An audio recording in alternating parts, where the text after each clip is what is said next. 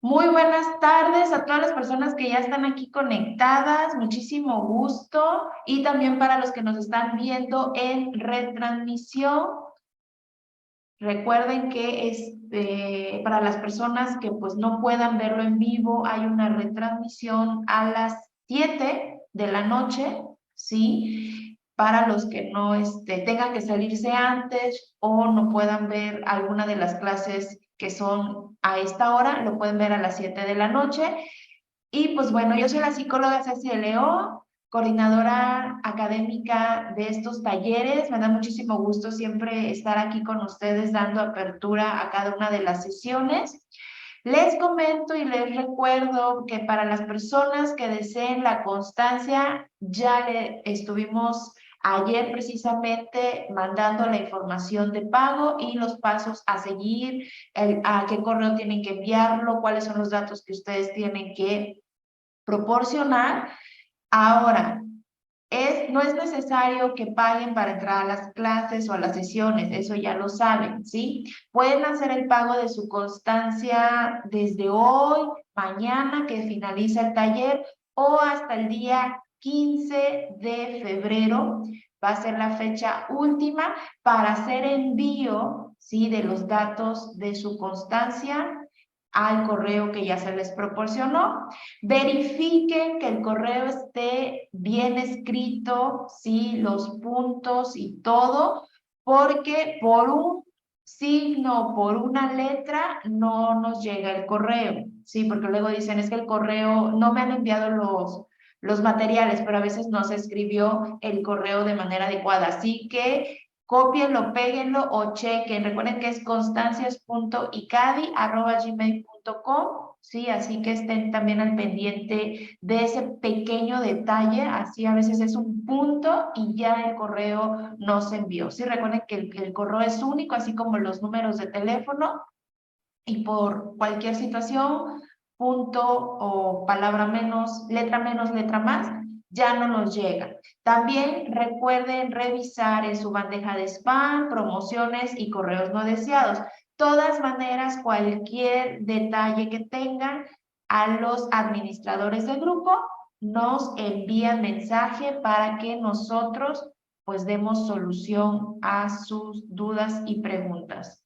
Así que pues vamos a comenzar. El costo es 250 pesos mexicanos o 13 dólares americanos. Y sí, las constancias se envían por correo electrónico. Ustedes proporcionan un correo, mismo que ahí se les hace llegar la constancia, los enlaces de Drive para compartirles lo que es la información de las bibliografías y también los enlaces para que ustedes puedan ver las clases grabadas. Entonces, vamos a dar inicio. Maestra Daniela, ¿y la maestra Daniela? Yo aquí la vi, aquí estaba, se me desapareció. Ah, ya la vi, ya la vi. Le activo el audio. Hola, hola, buenos días. Listo, ya se escucha. Sí, de repente seguimos con detallitos, yo creo que es directamente de Zoom, pero bueno, la ventaja es que el audio no nos está fallando, entonces eso es muy bueno. Déjenme compartirles. Lick, no sé si me pueda dar autorización para compartir mi pantalla, por favor. Ya está. Ahí está.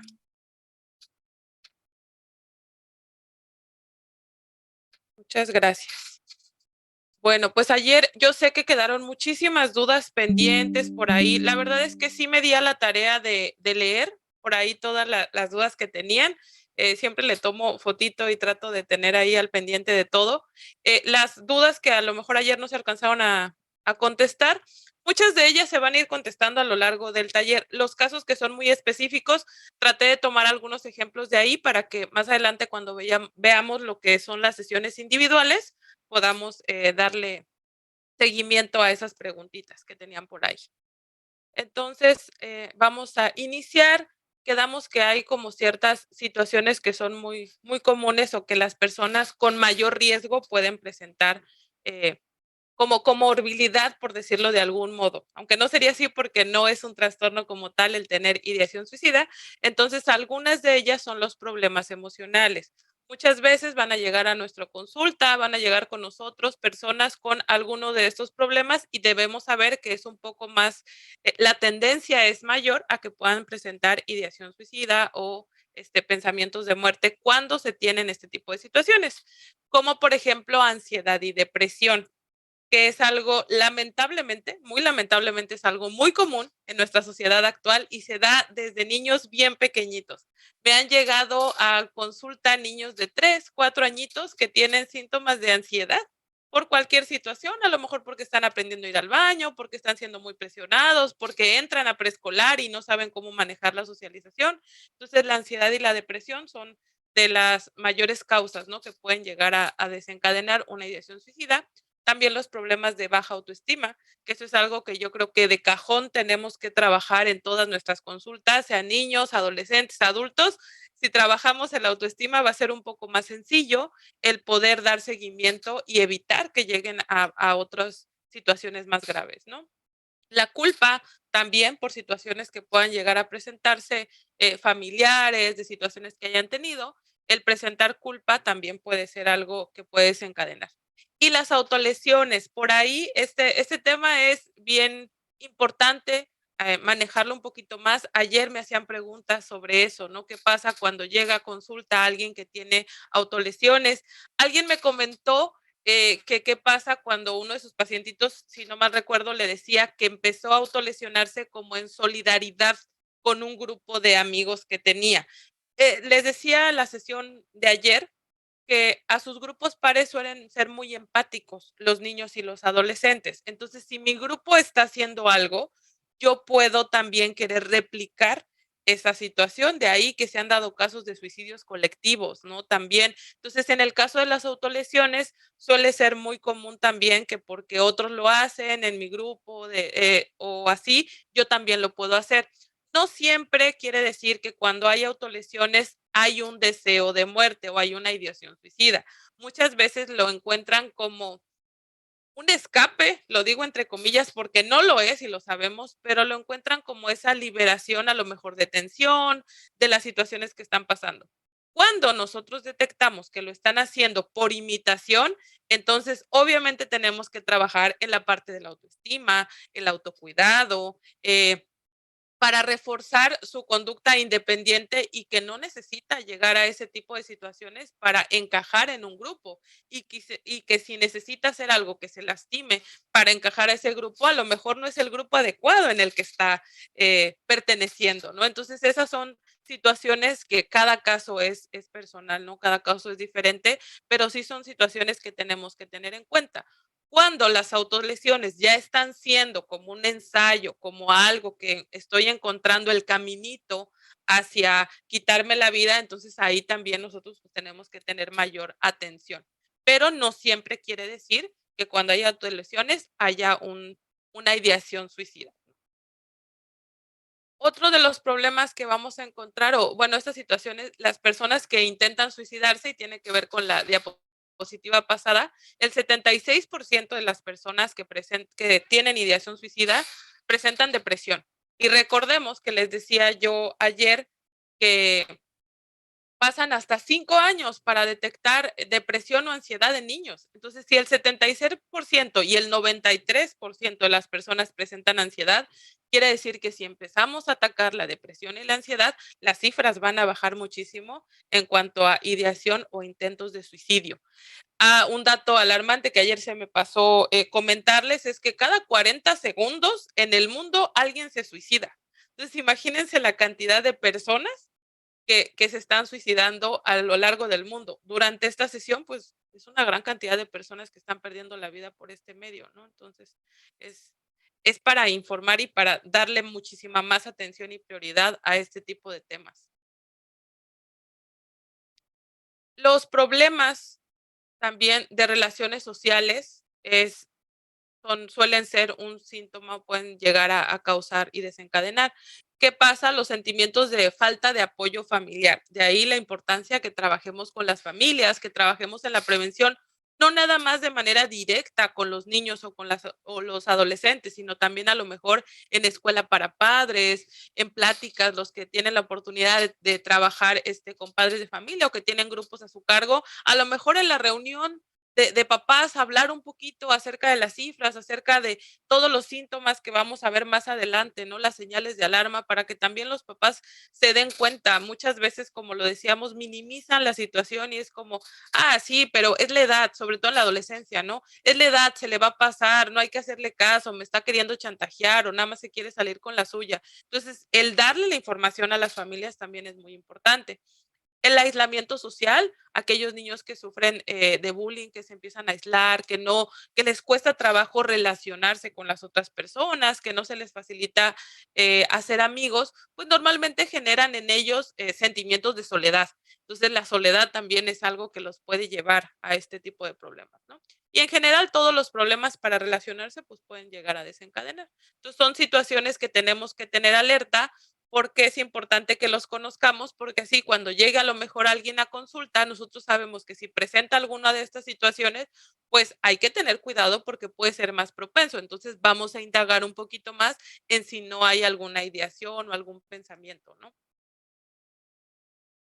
Los problemas cognitivos también, para los que son profesores, por ahí es algo que manejan más constantemente, todos los trastornos cognitivos del desarrollo y son aquellos que aparecen con o sin causa conocida en el curso del desarrollo del niño, que afectan principalmente la esfera cognitiva, ¿no? Lo que es la memoria, la atención, el aprendizaje. Ahorita los vamos a ver un poquito más a fondo. Pueden ser también las funciones ejecutivas. Todos los niños que tienen algún problema en ejecuciones eh, en funciones ejecutivas, es decir, en los procesos cognitivos necesarios para planear, organizar, regular la conducta, todo lo que permite, pues en sí, resolver problemas de la vida cotidiana. Cuando hay una afectación, pues ese es más propenso. Los problemas de atención también, la capacidad de focalizar la conciencia en un estímulo determinado, filtrando el resto de la información que se recibe en el medio. La memoria también, aquellos niños que presentan dificultades en la retención de información, en la memoria, que no pueden almacenar o evocar información. Y de repente parecería algo un poco absurdo, pero todos los niños que pueden llegar a presentar alguno de estos son ejemplos, ¿no? De algún trastorno cognitivo, el TDA o el TDAH, que sería el trastorno por déficit de atención con o sin hiperactividad. Todas las DIS que conocemos, la discalculia, la disgrafía, la dislexia, esas DIS que conocemos y que se trabaja mucho en pedagogía y que los maestros también deberían tener conocimiento, no siempre lo tienen, pero todas esas cuestiones, el TEA, el autismo también, o todas las discapacidades intelectuales. ¿Qué pasa? En el funcionamiento de una persona normal, entre comillas, ¿no? Cuando tenemos un desarrollo como debería de ser, pues es más fácil aprender, poner atención, quedarse quietecito, realizar las actividades en la escuela. Pero cuando nuestra capacidad nos está impidiendo a lo mejor desarrollarnos de manera óptima, comienzan frustraciones internas. El no puedo o no me va a salir bien, me empiezo a frustrar y luego súmenle que a lo mejor la mamá lo regaña y siempre está encima y no se ha encontrado. Muchas veces los niños viven con todos estos trastornos y no han sido diagnosticados. Entonces, cuando un niño vive con esto y no entiende ni siquiera lo que está pasando y la mamá no lo entiende y el profesor no lo entiende y entonces se le empieza a presionar, pues le genera muchas sensaciones de angustia, de ansiedad, de desesperación, de frustración. Entonces, eso genera a lo mejor sentirse insuficiente para lograr las cosas. De hecho, a nivel mundial se ha detectado que cuando más aumentan las cifras de suicidio es cuando inician los ciclos escolares. Porque es cuando de repente ya están desesperados los niños, ya no saben qué hacer y entonces buscan su salida fácil en ese momento, ¿no? Entonces, sí es importante que pongamos atención a cómo estamos manejando este tipo de trastornos, los que tenemos niños en el aula, los que somos papás, a lo mejor, los que tenemos ya de manera profesional, que a lo mejor podrá decir alguien, no, pues es que el niño nada más tiene una disgrafía, ¿no? Pero no es nada grave, sí, pero habría que ver cómo el niño está interiorizando esta incapacidad para hacer algo de manera en que él se compara con los demás, ¿no? Entonces voltea a ver así como que, pero es que mi compañero sí puede escribir bonito, pero mi compañero no voltea las letras, pero mi compañero sí puede poner atención, ¿por qué yo no? Entonces, hay que trabajar lo que les decía, la parte de la autoestima, la parte de la aceptación, la parte sobre todo de explicarles a los niños. Algo que yo sí trabajo mucho con los papás es que cuando el niño tiene alguno de estos trastornos, lo que sea, hay que explicarle al niño qué es lo que él tiene. No para ponerle una etiqueta y decirle, sabes que tú eres un niño con TDA, punto, ya. No, sino, ¿qué pasa? ¿Por qué a mí me cuesta más trabajo hacer las cosas que a otros niños se les hace muy fácil? Entonces, el hecho de que al niño le demos información también le ayuda a entender que no es el único que le pasa eso, que a lo mejor en su grupo, pues sí, puede ser que sea el único, pero que en el mundo muchos niños les pasa lo mismo y que pueden aprender, que él tiene que encontrar métodos distintos. Entonces, también es muy importante cómo manejemos cada uno de los trastornos que se van presentando día a día, pues con nuestros pacientes o nuestros alumnos. Otros, también las distorsiones cognitivas, que no son los mismos los trastornos cognitivos a las distorsiones cognitivas. Estas se definen como ciertas alteraciones en la forma en que se percibe el ambiente, lo que proporciona una respuesta desadaptativa. Estas distorsiones pueden encontrarse en personas sin trastornos psicológicos. Puede ser que el niño no tenga TDA, no tenga TA, no tenga ninguna discalculia, disgrafía, pero puede tener una distorsión cognitiva. Estas son más comunes, de repente no le damos tanto el nombre, pero ahorita que las veamos más a fondo se van a dar cuenta que son muy comunes, que de repente nos pasa muy seguido encontrarlas. Una de ellas es la abstracción selectiva, que quiere decir, el niño trata de seleccionar solo los aspectos negativos de una situación. Son esos niños que de repente nos encontramos que uno le quiere dar una solución y para cada solución encuentran un problema. Y en general, digo, también habemos adultos que nos pasa de esa manera, que no vemos la salida, solamente encontramos todos los puntos negativos. Entonces, aquí hay una alteración cognitiva y es importante que nosotros la trabajemos con el niño para que aprenda a ver de una manera distinta las situaciones que les están pasando. Otra de ellas es la generalización excesiva. El niño generaliza lo que sucede con la idea de que siempre será de la misma manera sin opción a cambio. Este tipo de situaciones a veces lo vemos más comúnmente en niños que presentan TEA, los niños que tienen autismo. Suele presentarse más porque quieren como que todo sea de la misma manera. Pero ojo, también hay niños que aunque no presenten TEA ni ningún otro trastorno, pueden llegar a querer como ser muy metódicos. Entonces, ¿qué pasa con estos niños? Cuando generalizan que todo debe ser de la misma manera, ante algún cambio, no saben cómo reaccionar. Entonces, ahí también es importante que nosotros le demos herramientas, no nada más a los niños para que aprendan a afrontar, sino también trabajar con la familia o incluso me ha tocado trabajar con los docentes, ¿no? Decirles, ¿sabes qué? El niño trae este diagnóstico. ¿Por qué no trabajas de esta manera? ¿Por qué no le ayudas? ¿Por qué no? Explícale un poquito más las situaciones. Trata de no hacer cambios tan bruscos en la manera de trabajar para que al niño le vaya sirviendo. Ojo, no estoy diciendo que tengamos que cambiar todo el entorno para que el niño no tenga ningún problema, porque la vida no funciona así. Más adelante, a lo largo de su desarrollo, va a tener que enfrentarse, adaptarse, a ver que no todo es como él lo ha conocido. Entonces, nuestra función principal es darle las herramientas para que aprenda a generar de una mejor manera los cambios en cualquier área de su vida. Otra de ellas es la inferencia arbitraria. El niño saca una conclusión determinada sobre los hechos sin que existan datos que apoyen su conclusión. Es decir, se convencen solitos de cualquier cosa y entonces aunque se les den herramientas y es que mira, puede ser de una manera distinta, se aferran. Muchas veces lo podríamos decir comúnmente como son niños que son muy necios, ¿no? Que quieren que las cosas sean así porque ellos dijeron. Entonces también hay que trabajarlo porque es un poquito más todas estas alteraciones cognitivas, los trastornos, todo esto genera en los niños o en los adolescentes o en cualquier persona sensaciones de frustración, de desesperación, a veces no tienen buena tolerancia a la frustración y todo ello pues si retomamos un poquito lo que decíamos ayer, que la ideación o el intento de suicidio es como una salida fácil que encuentra la persona que tiene una alteración de lo que está pasando y no ve como otra salida, pues puede recaer en llegar a querer quitarse la vida. Entonces, nuestro trabajo es darles otro tipo de herramientas para que encuentren más respuestas, más soluciones que no sea esa. Algunas otras que tenemos aquí es la personalización. Por mi culpa mis papás se separaron, por mi culpa mi perro se murió, por mi culpa son niños o personas que suelen echarse mucho la culpa de las cosas. Entonces, eso también es importante que si estamos detectando que un menor tiene eso, pues hay que trabajarlo. Visión catastrófica, si un perro me muere, me voy a morir. Hay ciertas edades en que de repente los niños no dimensionan muy bien como el alcance que pueden llegar a tener las cosas. Muchas veces, o la mayoría de las veces, los niños son como muy aventados a hacer las cosas y no les importa.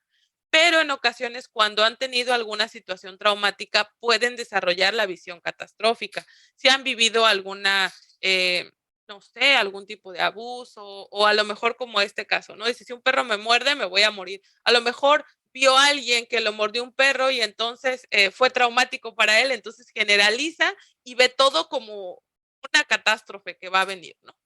La etiquetación, soy muy tonto por hacerme popó en la cama, o soy menso, o soy esto. A esto la verdad es que contribuye muchísimo la manera en que se le habla, tanto en casa como en la escuela. Por eso tenemos que tener cuidado. Yo siempre digo, suelen decir que las palabras se las lleva el viento. Yo digo que no.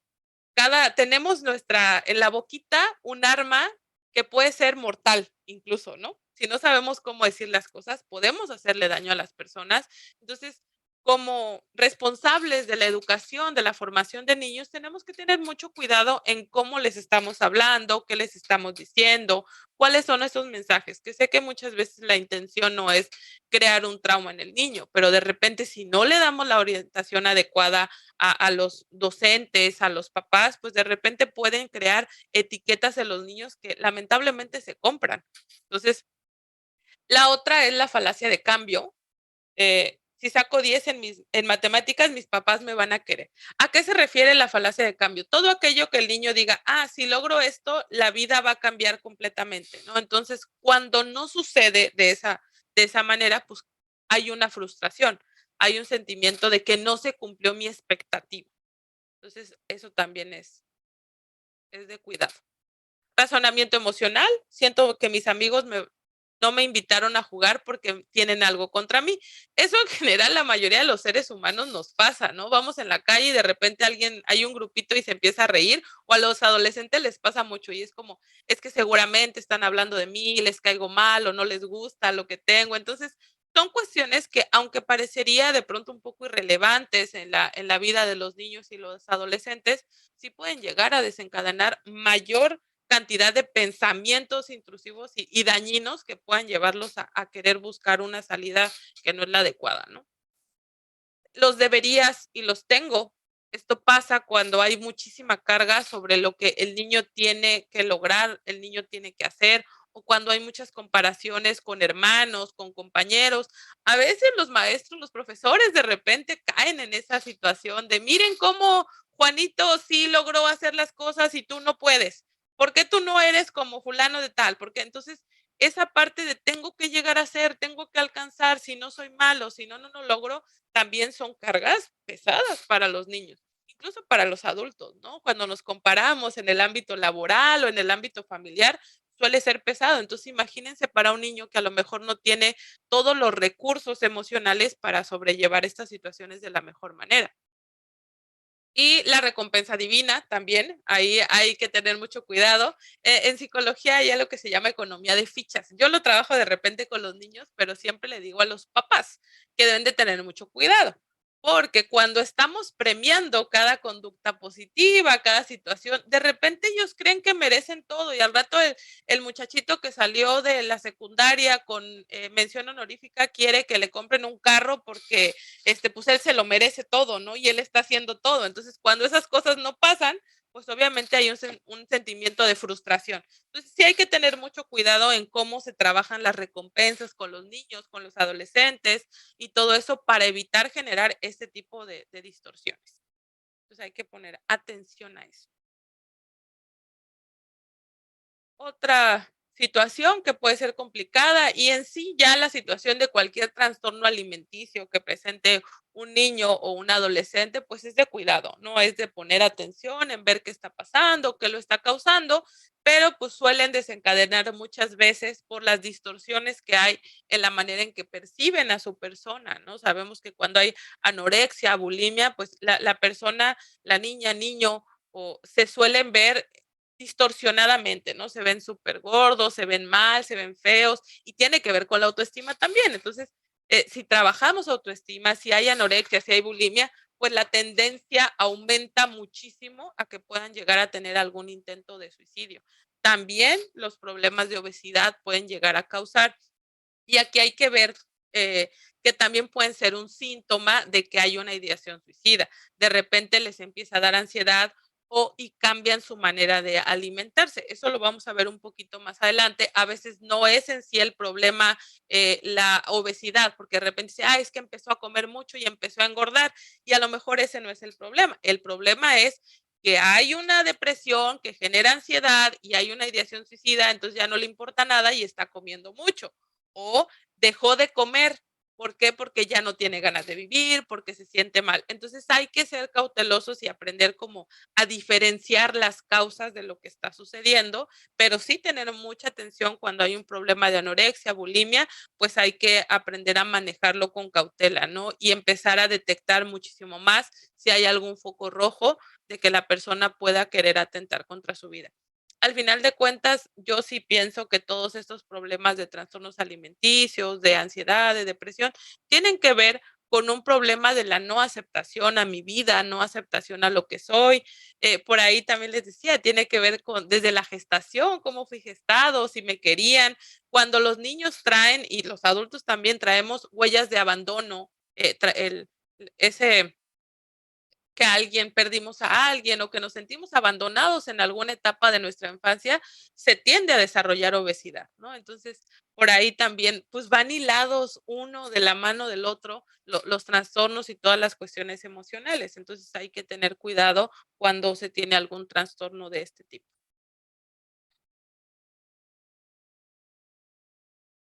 Los antecedentes familiares de suicidio. Esta cuestión, pues, es delicada, ¿no? Yo se los compartía, que en mi caso, al haber perdido a una persona cercana por suicidio, sinceramente sí queda esa huella de a lo mejor, pues, cuando se es cercano, ese deseo quizá, ¿no? De, ¿y si me voy yo también? ¿Y si, lo alcanzo? A lo mejor fue más valiente y ya está bien, y yo me quedé sufriendo. Y es algo que también hay que hablar, ¿no? Abiertamente con los adolescentes, con los niños cuando se tiene un, un familiar que se suicidó, explicarles. También de repente nos da mucho miedo abordar ciertos temas con los niños. A mí, y eso les comparto, ¿no? De primera instancia, cuando mi papá se suicidó, a mí no me dijeron que él se había suicidado, me dijeron que había tenido un accidente. Por azares del destino, un amiguito que fue al velorio, a mí no me llevaron, que fue al velorio de mi papá, pues me dijo, oye, ¿por qué tu papá estaba todo marcado del cuello? ¿Por qué tenía esto? ¿Por qué este veía morado? ¿Por qué se veía así?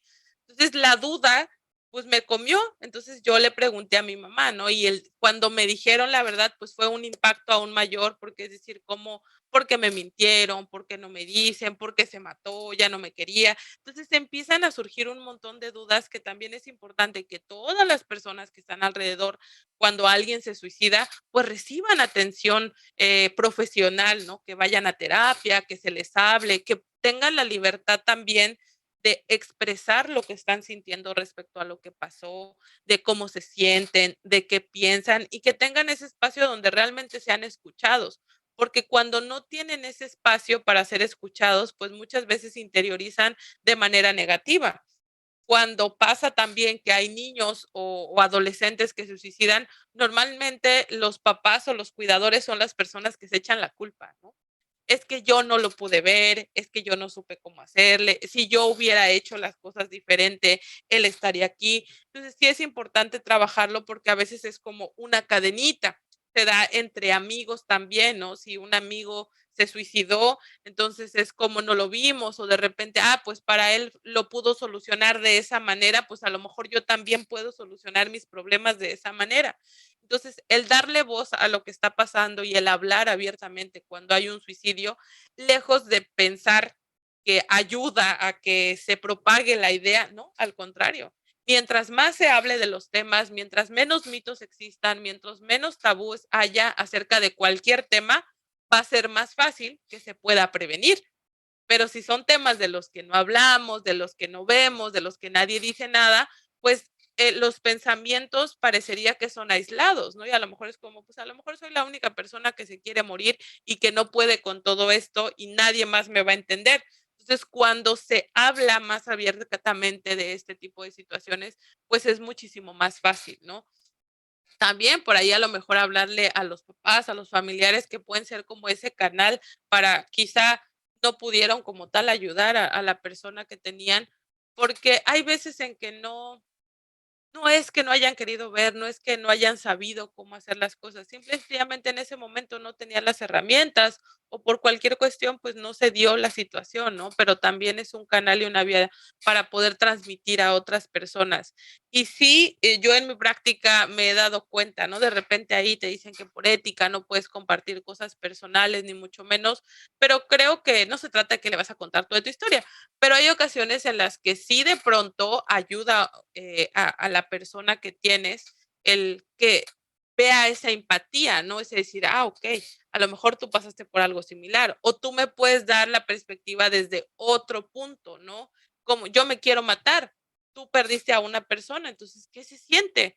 Y esa parte de que ellos vean que no son insignificantes, que no es como que no existan, que no vaya a pasar nada. Al final del día, cuando una persona se suicida, no acaba con el dolor, no acaba con el sufrimiento, simplemente lo traslada a otras personas, ¿no? Ahora se divide su dolor y se pasa a otras personas. Entonces, el hablar de esto es bien importante porque recordemos que cuando se tienen antecedentes, pues es muchísimo más propensa la persona a querer hacerlo.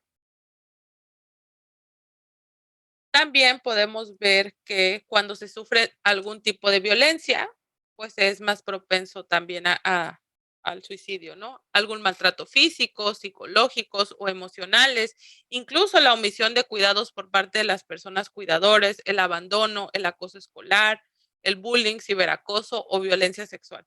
Todos los tipos de violencia, de repente la persona que lo está sufriendo puede sentir que no hay ninguna otra salida y querer quitarse la vida. Entonces, cuando llega con nosotros alguna persona que ha sufrido alguna de estas cuestiones, pues hay que poner mucha atención y trabajar con la resiliencia, ¿no? Trabajar con aprender a gestionar, porque también si mis cuidadores no me dan, no me proporcionan lo que necesito, de repente para los niños es que nadie más me va a querer. O sea, si mi mamá, que es la persona que me debería amar, y eso fueron palabras que se me grabaron mucho de una niña, me decía, si mi mamá, que es la persona que me debería haber amado y cuidado, no lo hizo, porque alguien más en el mundo lo va a querer hacer.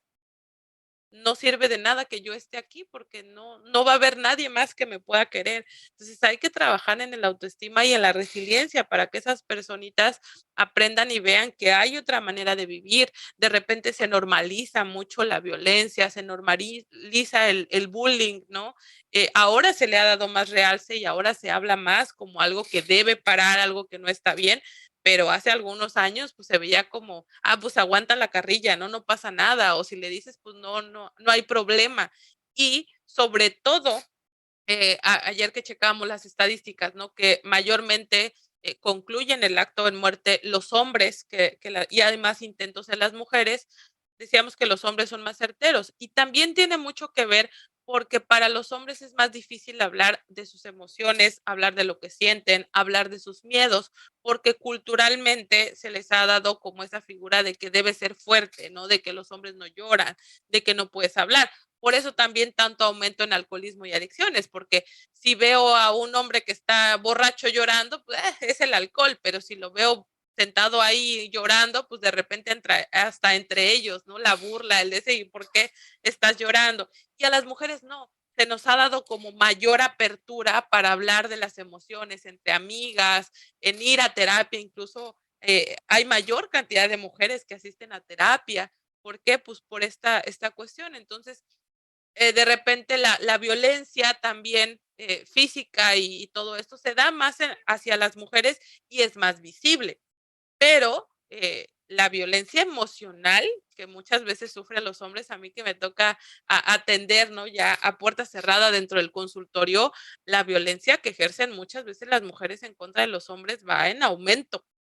Entonces, para un niño de 15, 16 años que está siendo violentado incluso por la novia, el decirlo va a ser como un golpe a su hombría. Entonces, a veces no encuentran cómo expresar que están sufriendo algún tipo de violencia. La violencia sexual hacia los hombres también existe y muchísimo más, un poco más disfrazada de pronto, porque está como ese de, bueno, es que lo tengo que hacer porque soy hombre, ¿no? Porque debo cumplir, debo hacerlo, pero no quiere decir que no sufran violencia de cualquier tipo. Entonces, también es importante que veamos esta parte para trabajar con los varones, ¿no? La parte de su gestión emocional, de la resiliencia, de aprender a expresar sobre todo lo que están sintiendo y lo que están viviendo. Y pues de ninguna manera la violencia es normal, ¿no?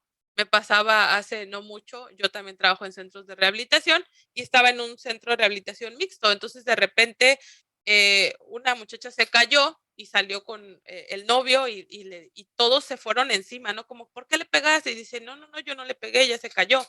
Entonces decía, no, es que le íbamos a hacer esto y el otro, porque ¿cómo se atreve a pegarle a una mujer, no? Entonces yo les decía, ajá, ¿y qué hubiera pasado si ella le suelta una cachetada en medio de todos? No, no, no, pues ella, él, algo hizo él y te ganó la cachetada, ¿no? Entonces, desde ahí ya vemos que la violencia hacia los hombres de parte de las mujeres está muchísimo más permitida a nivel social. Entonces, la carga en los varones aumenta y por ello, pues suelen ser como más certeros a la hora de intentar un suicidio. Entonces, hay que poner más atención a los casos de varones, no porque los de mujeres sean menos importantes, sino porque cuando ya tienen un plan establecido y van sobre un objetivo, los hombres suelen ser más concretos para hacerlo. Entonces, hay que poner pues, atención, ¿no? A esos detallitos. Otra de las cuestiones es atravesar por un proceso de duelo. Y al hablar de duelo, no me refiero nada más a la pérdida o a la muerte de una persona, ¿no? También cuando se atraviesa el duelo por una separación de pareja, por una pérdida de mascota, por un divorcio de los papás, por un cambio de residencia, que si lo cambiaron de escuela, toda esta parte también son duelos. De repente no hablamos de todos los duelos. Igual por ahí le voy a decir a Alexis si les puede compartir. Tuve la oportunidad de abordar en un podcast que hablamos solamente del duelo y también hablamos de los diferentes tipos de duelo, ¿no? Entonces, cuando un niño, niña, adolescente está viviendo un proceso de duelo, a lo mejor sus papás se separaron, puede ser muy impactante para él y el factor de riesgo de querer quitarse la vida aumenta, sobre todo cuando lo veíamos como hace ratito, hay una distorsión cognitiva y a lo mejor siente que fue su culpa por la que sus papás se separaron. Cuando hay un cambio de escuela también, ¿no? De repente los papás creemos que, no, pues en esa escuela no me gusta, lo voy a meter a la otra. Y a lo mejor el niño no sabe cómo recibir esa nueva información, no sabe cómo procesar todo lo que está pasando. El cambio le parece demasiado abrumador y puede llegar a desencadenar. Entonces, todos los procesos de duelo, pues lo ideal es que se tenga un acompañamiento adecuado cuando hay algún cambio, cosa que a veces, pues, para los papás nos es difícil, ¿no? Como decir, ay, sí voy a llevar a mi hijo, o a lo mejor a la pérdida de una mascota. O sea, sí me ha tocado atender niños, adolescentes, incluso adultos, ¿no? Que de repente pierden una mascota de años que para ellos era parte de su familia y entonces salir de ese duelo es muy complicado. Para los niños también pasa, entonces hay que fomentar sobre todo más, creo yo, la salud mental, la parte de la atención para los niños, para evitar, ¿no? La idea de todo esto es prevenir que lleguen a haber casos de ideación suicida o de intentos de suicidio. Entonces, si podemos colaborar a generar más visibilidad de todo lo que puede llegar a causar o desencadenar en una ideación suicida, pues va a ser más fácil que las personas acudan y busquen apoyo antes, ¿no? Aquí dice, solo el 39% de quienes intentaron suicidarse querían morir. Es algo de lo que hablábamos ayer, que no siempre hay deseo de muerte. El resto de este porcentaje no quería hacerlo, es decir, fue una falsa salida de la que no era consciente completamente. Sobre todo cuando hay niños menores de 12, 13 años, a veces no tienen un completo entendimiento de lo que es la muerte. De repente a una niña tiene, afortunadamente, tiene como 13 años ahorita, la vi hace como 2 añitos, tenía 11 años cuando intentó cortarse las venas, ¿no? Entonces de repente ella me decía, es que yo nada más me quería dormir, no quería sentir lo que estaba pasando. Yo no sabía que me podía morir y que ya nunca iba a despertar. Yo solamente quería dormir mucho tiempo. Entonces, muchas veces no tienen la conciencia completamente de lo que es como tal suicidarse, ¿no? También las redes sociales ahorita dan falsa información de boquita en boquita de amigos y a veces de repente a lo mejor se empieza con el cútic, ¿no? Que les digo, a veces no quiere morir y de repente se le pasó la mano y se cortó de más y entonces llega al hospital y pum, es un intento de suicidio. A lo mejor no estaba como tal intentando suicidarse, simple y sencillamente no midió las consecuencias de sus actos. Y ciertamente, pues sabemos que un niño o un adolescente ni siquiera tiene el cerebro terminado de formar. Por ende, la parte de que prevé todo, que son más precavidos, que ve las consecuencias, no está terminada de desarrollar. Entonces, no van a medir muchas veces las consecuencias de sus actos hasta que, pum, pasó algo y entonces ya. Por eso es importante, y más adelante lo vamos a ver, el cómo abordar cuando hubo un intento de suicidio de una manera pues más sana para ellos, contacto, sin juzgar, sin decir, sin atiborrarlos de información, sino ver realmente qué es lo que estaba buscando la persona ante ese intento de suicidio o ante ese corte que se estaba haciendo, ¿no? No sacar deducciones antes de.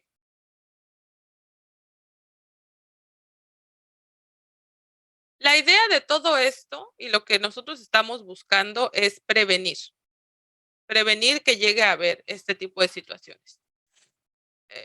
Sobre todo los intentos, preservar la vida y la salud mental, esa debe ser siempre nuestra prioridad como eh, servidores públicos, a los que lo son, como trabajadores de la salud mental, a los médicos también, ¿no? Esa es nuestra función. Entonces, la idea de todo esto es fomentar muchísimo más la prevención para evitar a llegar a casos de intervenir en una crisis, de intervenir en una situación. ¿Cómo lo vamos a hacer? Bueno, pues ahorita vamos a abordar un poquito más eso.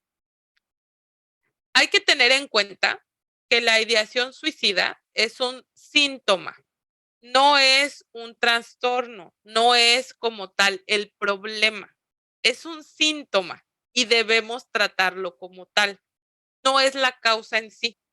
Entonces, como es un síntoma, es decir, llega un adolescente y tiene ideación suicida, ok, es un síntoma de que algo no está bien. ¿Qué es lo que no está bien? Bueno, pues por eso nos vamos a regresar a ver, ¿qué pasa? Tiene falta de autoestima, tiene depresión, tiene ansiedad, está pasando por un problema de anorexia, está pasando por bulimia. ¿Qué es lo que está pasando dentro de esa personita que está queriendo suicidarse?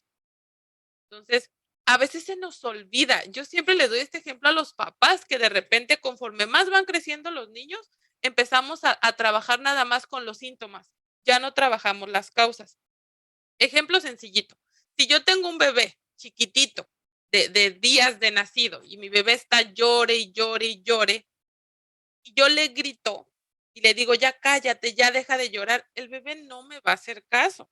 Necesito cubrir sus necesidades básicas. Ok, le voy a cambiar el pañal, le voy a dar leche, voy a ver si le duele algo, voy a atender el problema de raíz. Entonces así el bebé va a dejar de llorar. Pero conforme van creciendo se nos olvida. Entonces de repente el niño de 4 o 5 años está haciendo muchos berrinches y es de ya no llores, ya cállate, ya esto. Entonces El llanto es un síntoma, el berrinche, la rabieta, el grito que me dio mi adolescente de que: "Ah, ya me tienes harto", es un síntoma, ese no es el problema. Entonces, hay que trabajar las causas de cada uno de los problemas. Incluso, si la causa de la ideación suicida es la depresión, ¿qué tengo que hacer? Buscar las causas de esa depresión. ¿Que generó en el adolescente que haya depresión? ¿Que generó en el niño la ansiedad?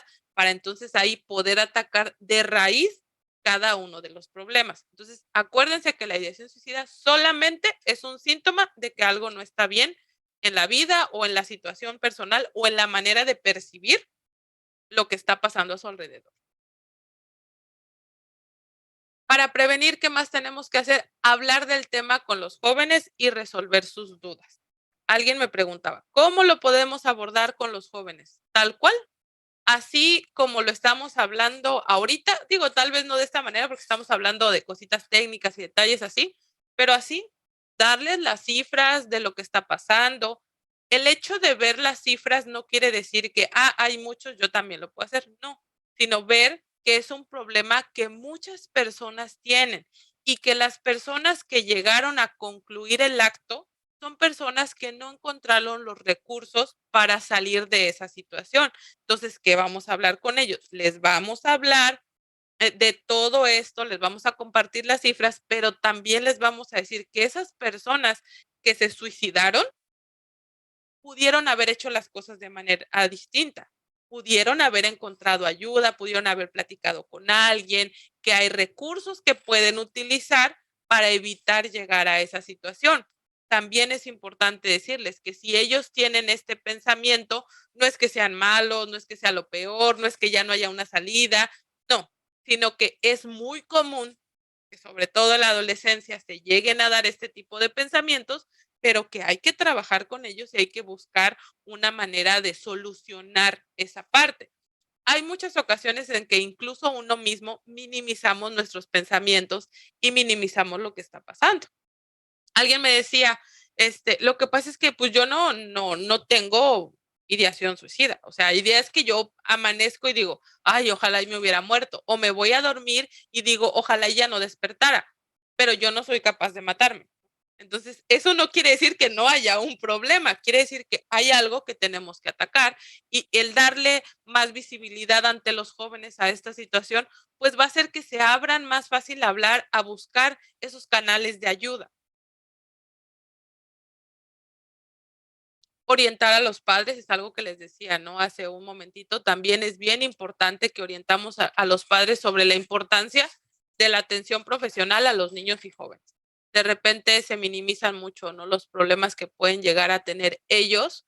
Como se los decía ayer, ¿no? A lo mejor hay, o sea, ¿qué problema puede tener si terminó con la novia, pero ay, llevaban 2 semanas? O sea, pues no, ni al caso y está en la secundaria, o sea, ¿cómo le va a afectar si es pasajero? No, o sea, a ver, el impacto que puede llegar a tener a nivel emocional una ruptura amorosa, si de adultos es difícil, potencialícenlo por 20 para esa edad, ¿no? Es una cuestión muy grande que de repente pareciera para ellos que ya no hay salida.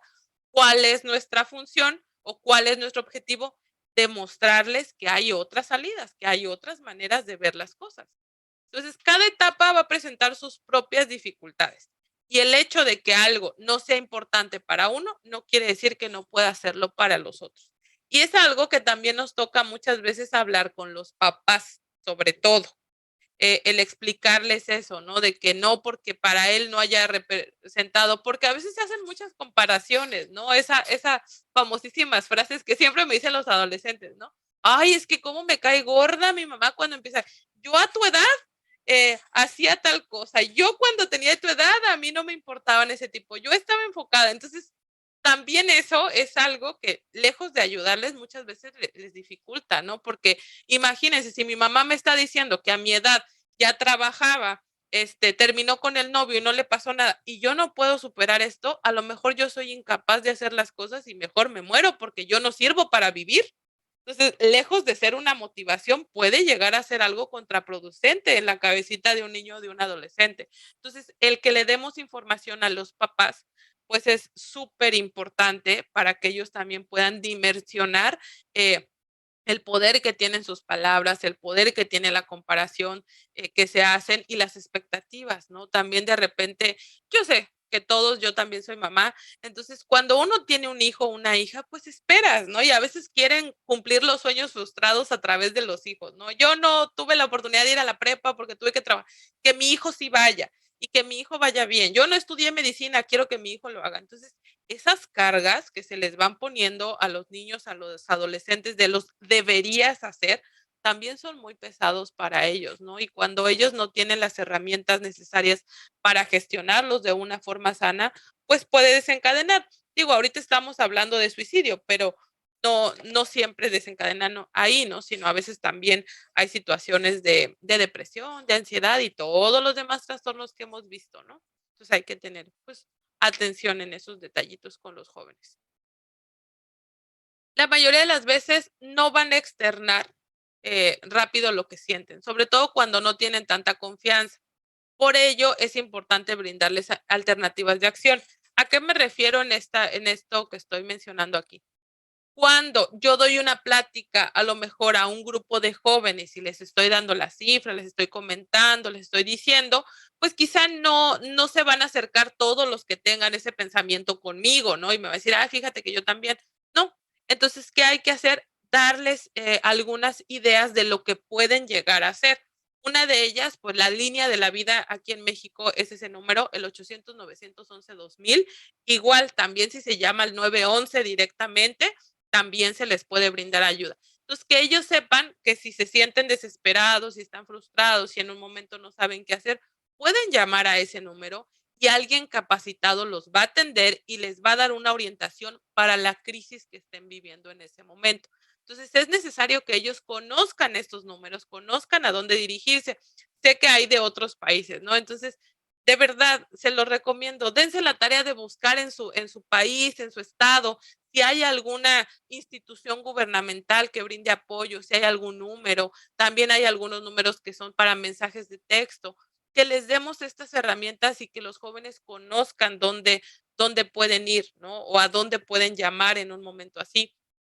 También fomentar los grupos de apoyo. Hay lugares donde se dan grupos de apoyo de jóvenes que entre ellos mismos, quienes han tenido ideación suicida, pueden platicar, pueden hablarse. Porque les decía, a veces cuando son grupos de pares es más fácil que ellos se sientan identificados y entendidos.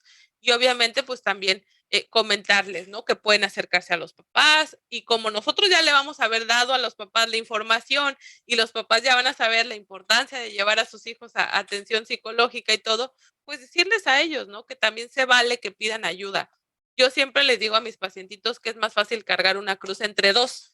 Entonces, mi trabajo en ese punto es ayudarles a cargar esa cruz para que no sea tan complicada la situación. Entonces, que ellos vean que pueden pedir ayuda y eso no los va a hacer más vulnerables, eso no los va a hacer como que se vean cobardes, al contrario, ¿no?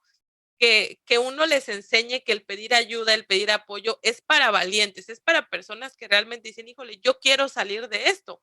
Al final de cuentas, problemas todos tenemos y todos, pero va a terapia quien quiere resolver esos problemas, quien realmente quiere hacer algo. Entonces, darles esas motivaciones a los jóvenes para que ellos también puedan ver que son capaces de buscar ayuda y que no está mal pedir ayuda. Dice aquí, y eso se los compartía por ahí, nadie muere por hablar, ¿no? Al contrario, el silencio mata. Por eso nosotros debemos de crear espacios donde los jóvenes, los adolescentes se sientan realmente escuchados, que ellos realmente sientan que pueden hablar sin ser juzgados. De repente los adultos solemos querer resolverles todo de momento y se los decía, hay veces que ellos no necesitan que uno les resuelva, que uno les diga exactamente qué hacer y un plan de acción, sobre todo cuando son adolescentes, el que un adulto venga y te imponga lo que tienes que hacer, es difícil recibirlo. Entonces hay ocasiones en que nada más necesitamos escucharlos, ver realmente qué es lo que quieren la narrativa, ¿no? Cuando trabajamos la parte de que ellos, en el diálogo, ellos a lo mejor lo único que necesitan es externarlo para poder escuchar lo que ellos están sintiendo y así poderles dar una estructura diferente, ¿no? Entonces, hablar con ellos sobre la importancia de expresar lo que sienten, lo que piensan, que no hay ideas tontas, que no hay sentimientos tontos, que no hay pensamientos tontos, solo hay situaciones que a veces no tenemos en ese momento los recursos para resolver, pero que si lo trabajamos, lo podemos ir resolviendo, ¿no? El primer contacto, aquí, vamos a empezar un poquito. El primer contacto que tengamos con un adolescente, esto lo estoy hablando cuando a lo mejor ya vamos a darle terapia y llega con nosotros por primera vez. Ahorita no voy a profundizar tanto. Mañana vamos a profundizar muchísimo más en ya la atención directa. Pero esto como recomendaciones generales ¿qué hay que hacer? Generar rapport. Siempre necesitamos generar empatía con el adolescente.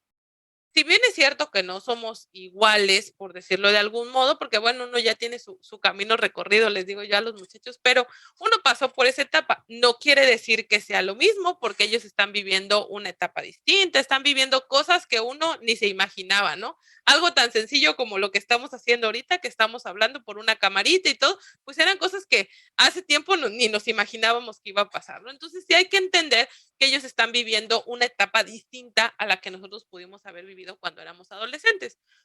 Pero tampoco podemos estarnos como elevando y que te vea como, una deidad, una eminencia acá, porque eso impide que ellos puedan tener como esa confianza, ¿no? Entonces es importante que podamos generar ese rapport, esa confianza, que se sientan escuchados, que no se sientan juzgados. Otra cuestión, no des por sentado todo lo que en la primera entrevista te comentan. Algo que yo recomiendo, o al menos yo hago siempre, es que la primera entrevista cuando voy a empezar a atender a un niño, a un adolescente, pues es con los papás, sin la presencia del menor. ¿Por qué?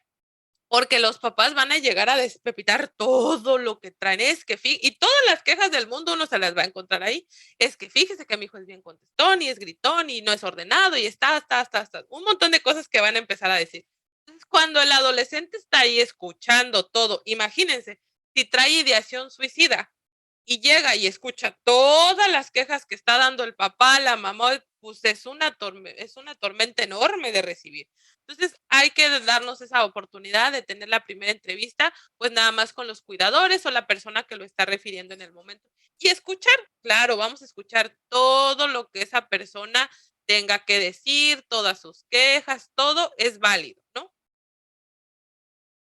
Pero eh, debemos de conocer al paciente sin ninguna expectativa ni predisposición. ¿Qué quiere decir esto? Que yo no me puedo comprar todo lo que el papá, la mamá o el cuidador me haya dicho como una realidad completa. Es la percepción de la mamá, del papá, del cuidador, del abuelito, de quien haya ido. Todos los problemas que me comentó es desde su percepción, no es la realidad absoluta. Entonces, cuando yo voy a tener el contacto con el joven, con el niño, tengo que ir a conocerlo desde cero. Ya tengo yo unas referencias de situaciones que pueden estar pasando y que los papás perciben de esa manera, pero en ese momento yo tengo que ir a conocer sin ninguna expectativa, sin predisposiciones, sin etiquetas. Voy a conocer a un ser humano para ver su percepción de las cosas y lo que ellos están sintiendo en ese momento o respecto a la situación, ¿no? Y pues sí, evitar ir directo a la situación planteada por la referencia. Si la mamá llega, aquí hay que tener cuidado, no digo que en todos los casos, porque si ya me llegó porque intentó suicidarse ayer y me lo están llevando de urgencia, pues obviamente no voy a dejar pasar el tema sin hablar de ello, ¿no? Pero a lo mejor no va a ser lo primero que le voy a preguntar a él. O sea, voy a empezar hablando de otras cosas, de cómo no sé cómo le gusta que le digan, qué le gusta hacer, otro tipo de cosas, porque acuérdense que tenemos que generar rapport. Entonces, si de primera instancia él ya trae todo en la cabeza de que estuvo hospitalizado a lo mejor, de que le fue mal, de que lo regañaron, de que todos están llorando, de que todos se asustaron, y llega conmigo, yo voy a seguir sobre el tema, pues a lo mejor no va a querer hablar de lo que está pasando, ¿no? Entonces sí hay que tener cuidado en cómo damos nuestro primer contacto con el niño, con la niña, con el adolescente, y evitar caer en etiquetas o en situaciones, pues así ya, ¿no? De manera directa. Les digo, ya mañana vamos a ver un poquito más a fondo cada uno, algunos casitos y cosas así para que ir resolviendo más dudas. Las señales de alarma. Estas señales de alarma que les voy a compartir aquí son las que nosotros encontramos en la mayoría de la información cuando buscamos suicidio, pues estas son las señales de alarma. Y ahorita les voy a dar otras que yo he encontrado también, ¿no? Síntomas que podrían ser preocupantes, especialmente si varios de ellos se manifiestan al mismo tiempo. Trastornos del sueño, dormir mucho o dormir muy poco. La mayoría de las veces, cuando un adolescente está pasando por depresión, por ansiedad o por ideación suicida, pues a veces quieren dormir muchísimo o en otras ocasiones les da como insomnio. Esas cuestiones de es que no he podido dormir o intento dormirme pero no lo logro o se empiezan a dormir muy tarde de repente, se despiertan tarde, entonces tienen alteraciones en su regulación de sueño, ¿no? Es normal. La pérdida de apetito y o de peso también puede ser una señal de alarma, ¿no? Que de repente ya no está comiendo. Y sí, o sea, eso es muy común, me pasa mucho en los muchachos, muchachas que atiendo, que de repente y no es como tal, porque a veces los papás ni siquiera se dan cuenta. Entonces, esto es importante que tengamos nosotros el ojo clínico de empezar a ver, porque de repente los papás no lo perciben. La mayoría de las veces que yo tengo niños, niñas que dejaron de comer o que se están durmiendo muy tarde o que no pueden dormir, a veces los papás no saben, porque pues el papá se va a dormir, el chamaco ya está en su cuarto y pues si durmió, qué bueno, y si no, ni en cuenta. O les dejo la comida o yo le llevé y de repente la tiran y de repente así. Sin embargo, en la plática cotidiana con ellos se puede dar así de como, ay, ¿qué comiste? No, pues, ¿y cuánto comiste? Entonces, de repente, no, pues, no me acabé mi sándwich. Ay, ¿por qué no te lo acabas? Es que me dio asco, es que ya no quería comer. Entonces, en la plática nosotros podemos conocer este tipo de alteraciones. El aislamiento también es importante de ver, ¿no? Cuando de repente a lo mejor tenía muchos amigos y salía, a lo mejor los jóvenes, ¿no? Que de repente pedía mucho permiso y de repente ya no está pidiendo permiso, ya no quiere salir, ya se empieza a aislar, ya o sus amigos, ¿no? De repente ya no.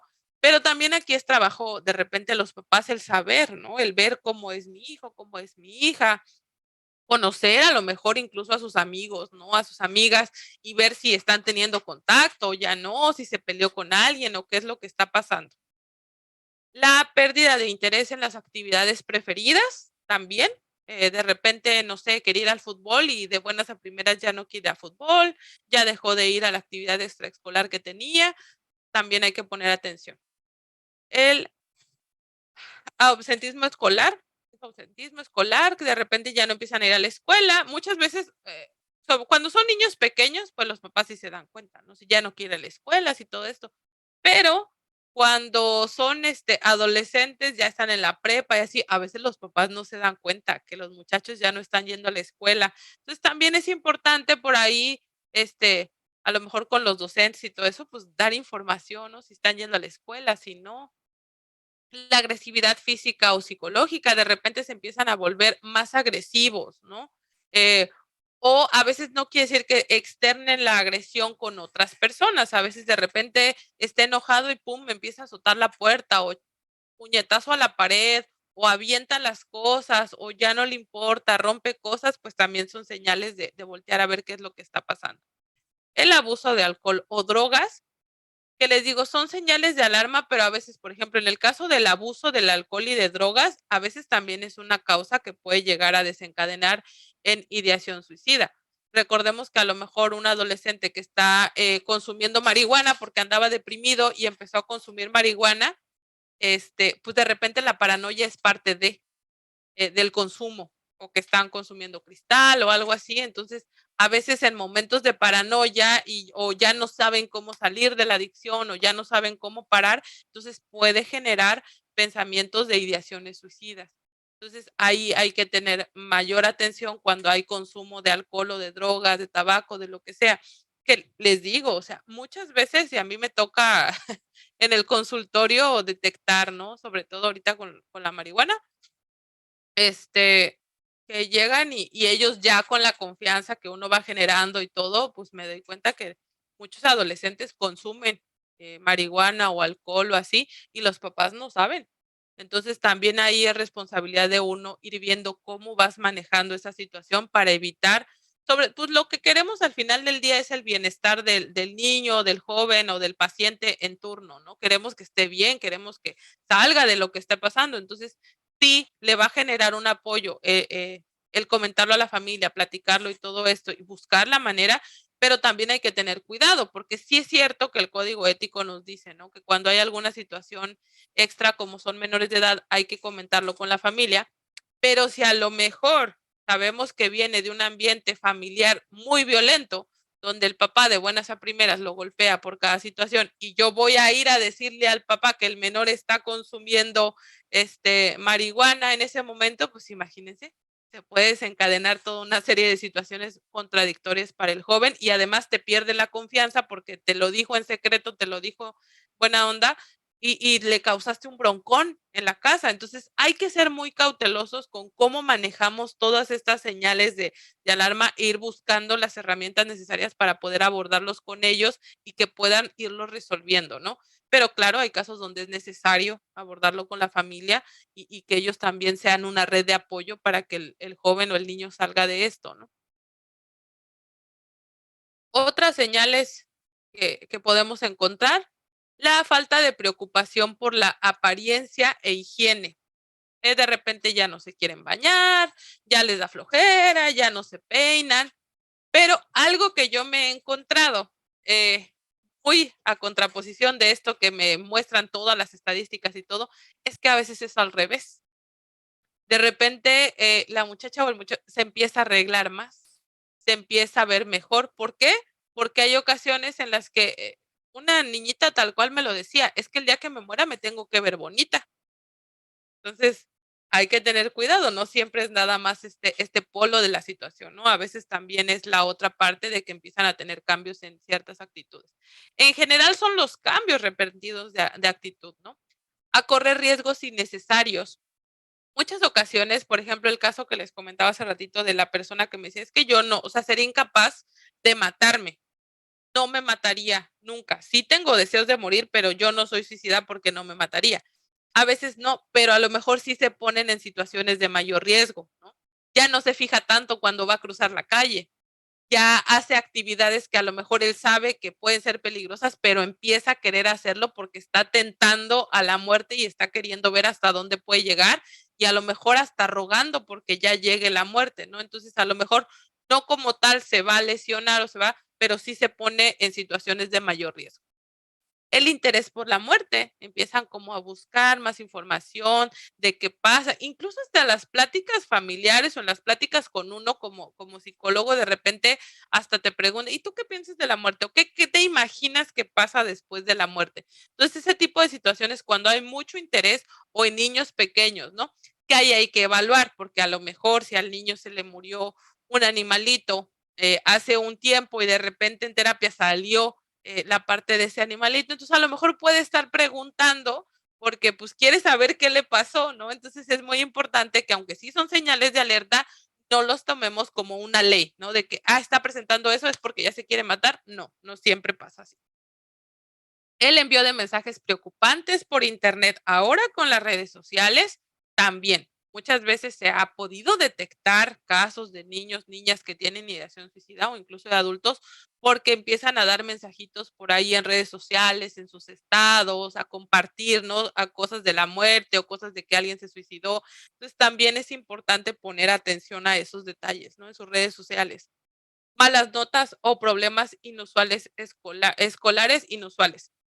A lo mejor el niño o la niña iba súper bien, sacaba buenas calificaciones, o a lo mejor no iba tan bien, sacaba 8, 7, 9 y todo, pero de repente empieza a reprobar, de repente ya no le importa, ya no entrega tareas, ya no hace cosas, entonces ahí es importante que pongamos atención para ver qué está pasando. A lo mejor puede ser dificultades para concentrarse, que de repente como que no puede pensar muy bien en lo que está pasando, le cuesta trabajo ver algunas cuestiones, también pueden llegar a ser, pues señales, ¿no? De alarma que tenemos que tomar en cuenta. Los pensamientos negativos respecto a sus propios logros, que se minimizan de repente en lo que hacen, ¿no? Como a lo mejor logró algo y es como, sí, pero no importa, no vale la pena, o desvalorizan mucho lo que hacen o lo que son o me veo mal, no sé, también se ve mucho pues con baja autoestima, ¿no? Se los decía, está muy relacionado a no quererse, no procurarse, no ver nada de lo que está pasando y es como dejarte, ¿no? Te dejas de cuidar, te dejas de preocupar por ti porque pues ya no te importa esa cuestión. Y estas son situaciones que yo he visto, ahora sí que ya en la práctica profesional. También hay muchas ocasiones en los que tienen cambios bruscos para bien, es decir, de repente llegó o estaba con depresión, se sentía ansioso, se sentía muy mal y de repente de buenas a primeras te dice que todo se solucionó, que ya no se siente mal, que ya está bien, que ya tiene un motivo para seguir, para cambiar, para hacer las cosas. Al final de cuentas, cuando una persona ya tiene un plan, por ejemplo, suicida, les da cierta motivación, porque es como, ok, ya sé cómo voy a cumplir este objetivo que tengo. Entonces eso muchas veces les da alegría, les da como, ah, ya. Y empiezan a lo mejor a ser más amigables, a ser más amorosos, a ser más cariñosos, a platicar más con sus amigos y todo esto, porque ya se acerca la fecha, a lo mejor que ellos tenían prevista para llevar a cabo el acto. Entonces hay que tener cuidado y algo que sí de repente yo cuando se habla acerca de la planeación y todo esto, de repente sí, no está de más como indagar un poco más, ¿no? En si a lo mejor ya tenían una fecha establecida, si es en algún lugar en específico, todo esto, y lo tenemos que ir sacando, pues como les decía, de a poquito la información, ¿no? Para ver, y si ya es muy cercano, pues entonces ya hay que actuar de otra manera. Y también los cambios en la manera de vestir son importantes.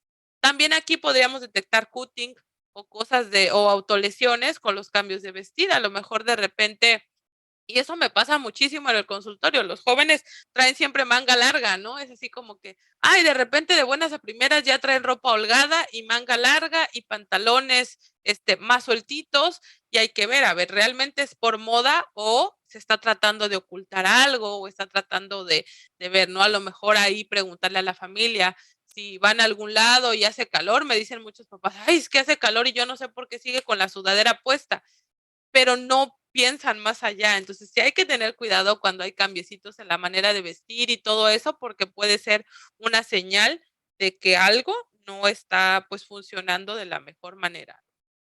Los pensamientos de muerte también pueden ser una señal, aunque la persona, externa que no sería capaz. Es lo que les decía, ¿no? Que a lo mejor él puede decir: "Es que yo no sería capaz de quitarme la vida, o no tengo un plan como tal para hacerlo", pero sí estoy, mostrando la mayoría de esos síntomas, o ya no me importa, o ya no esto. Entonces, a veces también, el suicidio se presenta en simplemente dejarse morir. Cuando ya no estoy comiendo bien, a lo mejor no iría a autolesionarme, no iría a ahorcarme, no iría a darme un tiro, pero me estoy dejando morir. Simple y sencillamente ya no me cuido, ya no como, me empiezo a enfermar. Entonces, también hay que tener mucho cuidado cuando son muy enfermizos, cuando están presentando algunos síntomas, ¿no? Algo que de repente yo sí les decía a los muchachos cuando trabajo con ellos es que, pues, la cuestión de las adicciones y todo eso, al final de cuentas, es un deseo de muerte. Y ahorita están muy de moda el uso de jarabes para la tos, de repente con el dextrometorfano se llegan a drogar los muchachillos que atiendo y sí es como, de repente es un poco impactante, ¿no? De, ayer me tomé 3 frascos de dextrometorfano para ver cómo se sentía. Y es como complicado, ¿no? Porque se pueden intoxicar, les puede dar algo. Entonces, el también generar, les digo, esa apertura para poder hablar con ellos, para poder, que dimensionen sobre todo lo que puede llegar a pasar porque muchas veces no son capaces de dimensionar realmente hasta qué punto y hasta dónde se puede llegar en el caso de tener alguna situación así. Entonces, pues por hoy la presentación, llega hasta aquí. De nuevo la invitación para las personas que tuvieron la oportunidad ayer de mandarme este mensajito por ahí, lo respondí a todos y si alguien también tiene dudas de algún caso, de alguna situación, con todo gusto, de verdad se las resuelvo.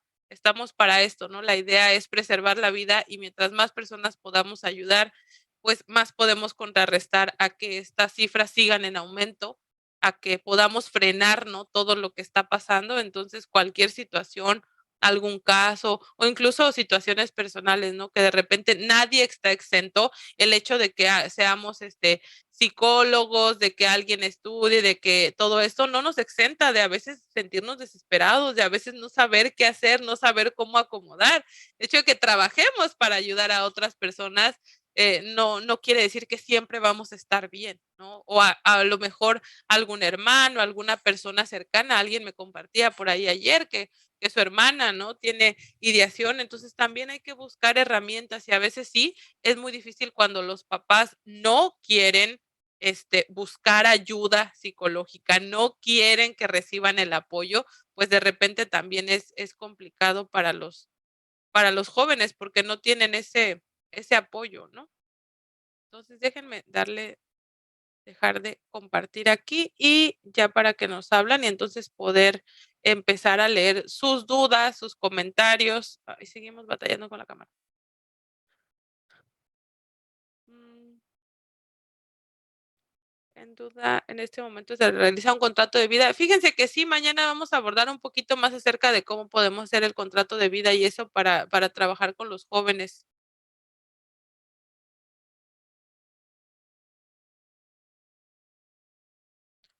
Sí es lo mismo cuando la persona se quiere suicidar por venganza. Recordemos que vamos a tratar la ideación suicida.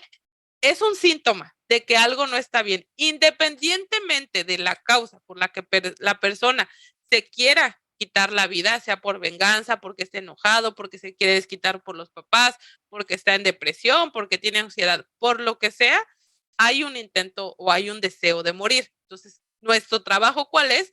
Abordar la parte del deseo de morir para evitar que esto llegue a pasar. Entonces, sí hay que trabajarlo, ¿no?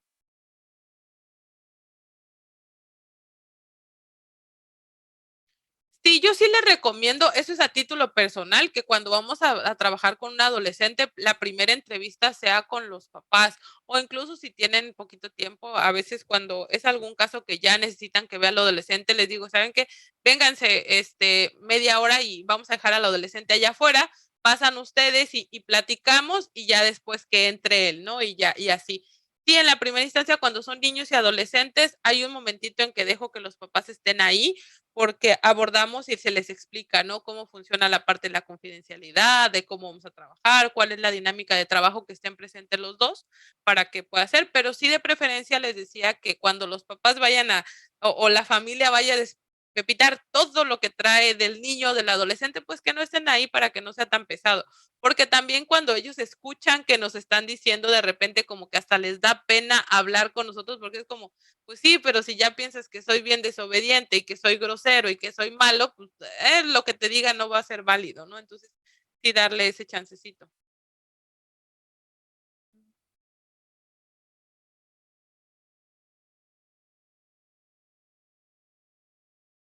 Dice aquí, ¿de qué manera intentas hacer desistir a un adolescente de su ideación suicida cuando tiene una actitud realmente negativa?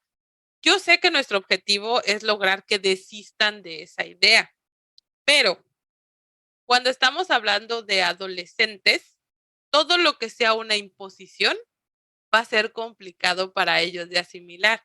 Entonces, si yo le estoy imponiendo, le estoy diciendo que está completamente loco y mal por lo que está pensando, va a ser un poco contraproducente. ¿Qué tenemos que hacer siempre? Lo que les decía, vamos a buscar las causas de lo que está pasando, de lo que está generando. Si tiene una actitud negativa, es por algo. Algo nos está queriendo, es un síntoma de que algo no está bien. Entonces, nuestro trabajo es indagar en qué es lo que está pasando.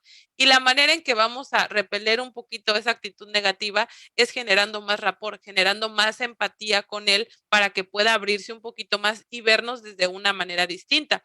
No como un amigo, porque no somos sus amigos, pero a lo mejor sí como un aliado para su bienestar y para su salud emocional.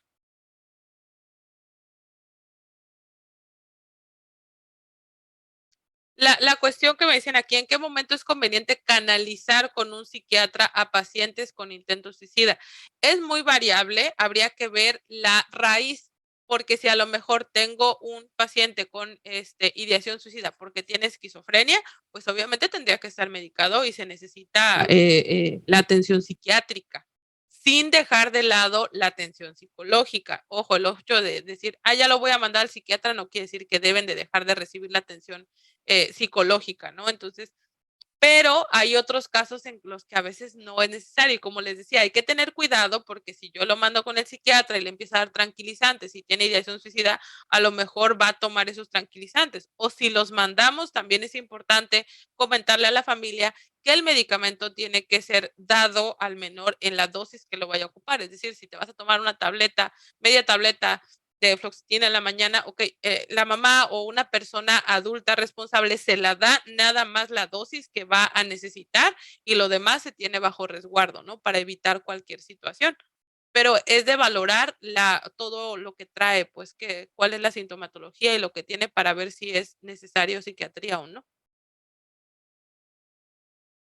¿Hasta qué punto puede poner un límite o dialogar una conducta peligrosa como la que se menciona? Ah, por jarabe de los chicos, porque si no les dijera nada, ese momento también podría ser permisivo. Sí, no, claro, no se trata de dejar de ser permisivos, ¿no? Obviamente nuestra idea cuando llegan a tener alguna conducta para dañarse, como a lo mejor la parte de los jarabes, como estar consumiendo algo, como empezar a fumar, como cortarse, no se les va a dar permiso, no es eso, sino que tenemos que mostrarles a ellos los daños que se pueden llegar a causar, pero hay que tener cuidado porque si yo le estoy diciendo, si él tiene una ideación suicida y yo le digo que con el jarabe, si se toma muchos jarabes se puede llegar a matar, pues a lo mejor le estoy dando una idea. Entonces hay que abordar con mucho cuidado la situación para evitar, ¿no? Que vaya a caer en algo más complicado.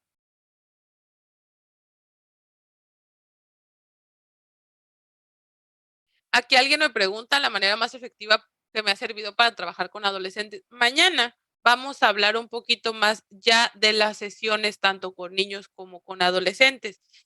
Pues desde lo poquito que sé les voy a tratar de compartir algunas técnicas específicas y herramientas que les puedan servir un poquito para trabajar con ellos. Entonces los espero mañana también. Lo de los instrumentos también lo vamos a ver mañana. Sí, los jarabes sí, de repente hay varios, que se puede hacer la loratadina y demás, sobre todo que son para la gripe y cositas así, sí les puede llegar a causar. Y está muy de moda, de repente por ahí si lo buscan en internet también sirve que uno se dé cuenta y orientar a los papás también, ¿no? De repente con la mamá de este muchachito que les comentaba, así fue como platicar con ella y ella fue a la escuela y lo empezó a comentar y en una operación mochila, pues sí se dieron cuenta que muchos jóvenes traían jarabes. Entonces, de repente son cosas que nosotros pasamos por alto y nosotros también tenemos que estar muy informados de cuáles son los métodos que están utilizando para drogarse, para lastimarse y todo eso para que podamos también atacar por ahí, ¿no?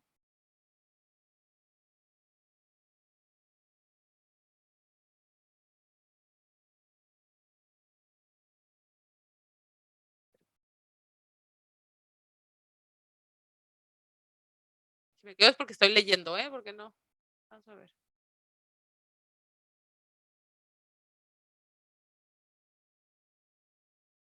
Pues en casos muy personales donde ha habido intentos y todo, híjole, lo mejor es que lleven su tratamiento. Y si ustedes están a cargo del tratamiento, pues sí darle como ese seguimiento.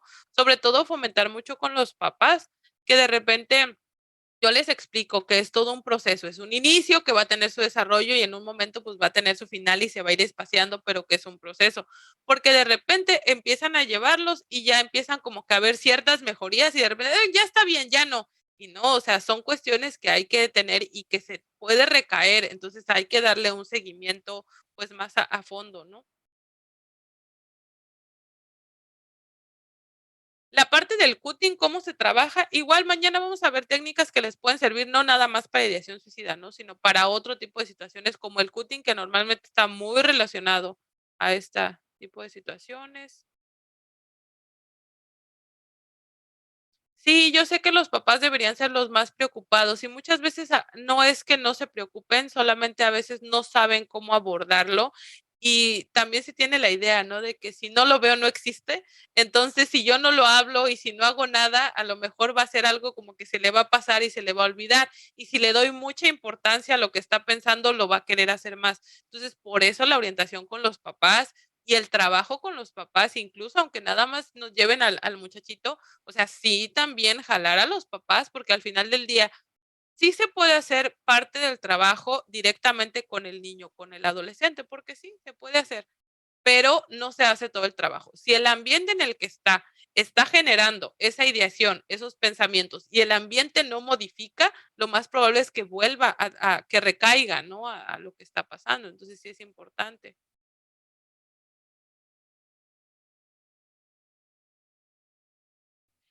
Alguien me pregunta que si cuando una madre es depresiva puede generar que sea como que se herede. Recordemos que hay parte genética, que sí, cuando hay, por ejemplo, adicciones, si se tiene un bebé, pues la tendencia a una adicción es mayor, ¿no? Cuando hay depresión, la tendencia a la depresión es mayor. No es una ley, no quiere decir que todos los hijos, por ejemplo, a mí me decía mi psicóloga, tú como tu papá se suicidó tienes mayor tendencia al suicidio. Sí es cierto, pero no quiere decir que sea una ley de vida. Entonces, sí se tiene mayor tendencia a, pero no quiere decir que siempre vaya a ser así.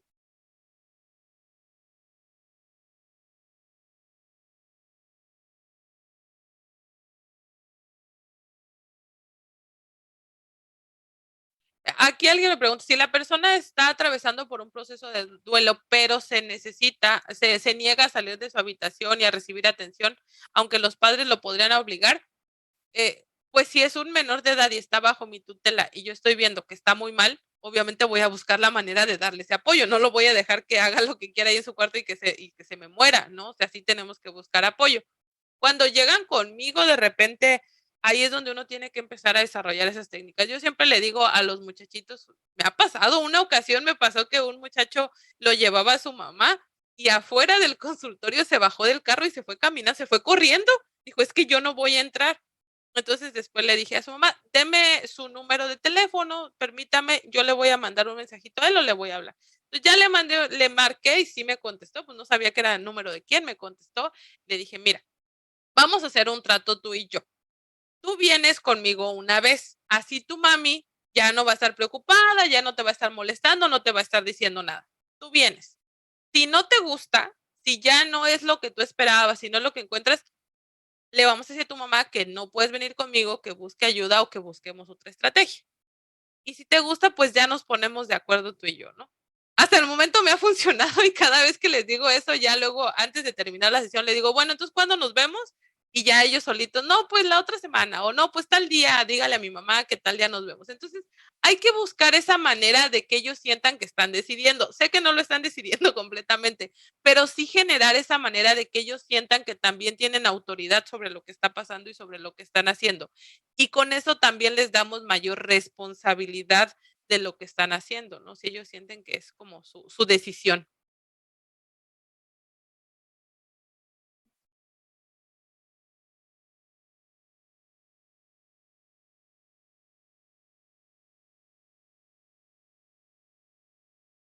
Si alguien comparte una frase sobre el cutting y dice que muchas veces es un acto donde el sujeto busca apropiarse de su cuerpo y de su vida. Así es. De repente las personas que tienen tendencia suicida o a cortarse, lo único que están haciendo es querer tener el control. A lo mejor sienten que de muchas cosas en su vida, sobre todo un niño, un adolescente, pues hay muchas cosas que no controla, ¿no? Entonces, si siento que no controlo a mi familia, si no puedo controlar cómo me va en la escuela, si no puedo controlar lo que pasa, pues a lo mejor por lo menos puedo controlar lo que siento y puedo controlar mi vida de esa manera. Entonces, ayudarles a darle cierto control sobre otras cosas también puede ayudar muchísimo, ¿no?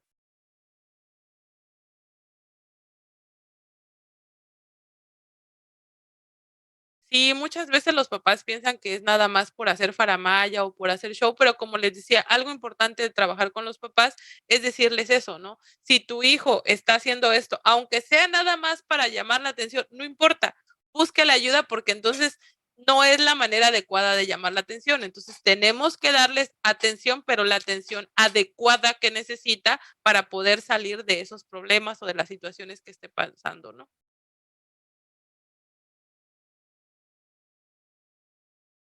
Hay alguien me pregunta cómo le puedo hacer para manejar un caso cuando ya está presente. Mañana vamos a hablar un poquito de la intervención en crisis, que también es algo que por ahí tenemos planeado con la licenciada Ceci abordar más tarde en otra ocasión, la parte de los primeros auxilios psicológicos, que creo que es algo que todo psicólogo y terapeuta deberíamos de tener, porque de repente hay crisis muy fuertes y tenemos que aprender a saber cómo reaccionar. Pero mañana vamos a ver un poquito más de cómo reaccionar ante esas situaciones, ¿no?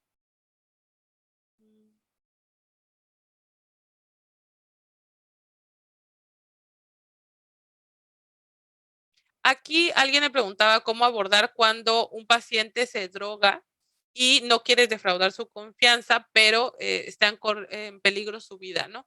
Creo que hay veces que sí necesitamos actuar independientemente de todo. Eso nos va a servir mucho que cuando nosotros hagamos el contrato, se le explica al niño o al adolescente la parte de la confidencialidad y hasta dónde abarca. Yo siempre les digo a ellos, fíjate, esto de aquí es confidencial y ya les pregunto si saben, si no se les explica. Y enfrente de los papás yo les digo, todo lo que aquí pase, tú se lo puedes decir a quien tú quieras. Tú puedes platicar de lo que hablamos, las actividades que hicimos, todo tú se los puedes comentar. Yo no. Yo, esto que pasa es entre tú y yo, a menos que haya alguna cuestión que sea muy importante que tus papás sepan para poder apoyarte y poder facilitar todo, yo tengo la obligación de decírselo. Mientras eso no pase, lo que aquí suceda va a ser confidencial. Y cuando tengas sesiones con tu papá o con tu mamá o con tu familiar, vamos a hablar de cómo ellos también pueden hacer cambios y modificaciones para que tú estés mejor. Al menos eso es como yo se los manejo, para que así dicen que sobre advertencia no hay engaño, ¿no? Entonces, cuando llega a haber una situación que a lo mejor me estoy dando cuenta que está en una adicción fuerte o algo así y corre riesgo de que pase algo, entonces sí le digo a él, ¿sabes qué? Esto lo vamos a tener que abordar con tus papás. Aquí es donde le doy el poder a él. ¿Cómo quieres que lo hagamos? ¿Se lo decimos juntos? ¿Se los dices tú y ya que ellos me lo comenten o quieres que se los diga yo sin que tú estés presente? Entonces, ahí le estoy diciendo qué va a pasar, pero todavía le estoy dando el poder de elegir. Entonces, así ya no se sienten tan atacados, ¿no? Si yo se lo digo a sus papás sin consultárselo, sin avisarle y todo esto, puede llegar a causar ahí sí la fractura de la confianza. Y también nos sirve recordarles, ¿no? ¿Te acuerdas cuando empezaste a venir que yo te dije la parte de la confidencialidad y que era importante? Bueno, esta situación que yo estoy viendo, creo que es algo que sí te pone en riesgo y trabajarlo solamente tú y yo no va a ser suficiente. Sí necesitamos que tu mamá, tu papá o que tu familia también nos ayude y que también ellos hagan ciertos cambios. Entonces, como les tengo que enseñar y los vamos a ayudar a que te puedan ayudar mejor, ¿qué te parece si lo hablamos con ellos, no? Entonces, una manera de irlo llevando por ese caminito para que él también aprenda a hablar. Y la mayoría de las veces sí me dicen así como que quiero que se lo digamos juntos, ¿no? ¿Por qué? Porque muchas veces les da miedo el cómo van a reaccionar los papás. Entonces, el hecho de que esté él ahí y esté uno ahí, les da a ellos como esa seguridad de contención, de que a lo mejor mamá, papá, si tienen tendencias violencias o algo así, no salga y despotrique y haga algo. Entonces, también yo sí recomiendo que se dé enfrente del adolescente y uno con los papás, platicarlo, porque así también se les empieza a dar de una vez como ciertas herramientas para cómo abordarlo y que no sea tan traumático o tan complicado, ¿no? Sino que realmente se pueda dar ese ayuda y ese apoyo al adolescente o al niño. En cuanto a libros y todo eso, las personas que tengan acceso a la constancia, se les da por ahí un paquete también de información, escrita, ¿no? De libros, de todo. Al final también de la sesión de mañana, que va a ser la última, les voy a dar algunas recomendaciones de libros, de películas y de otras herramientas que pueden ustedes utilizar.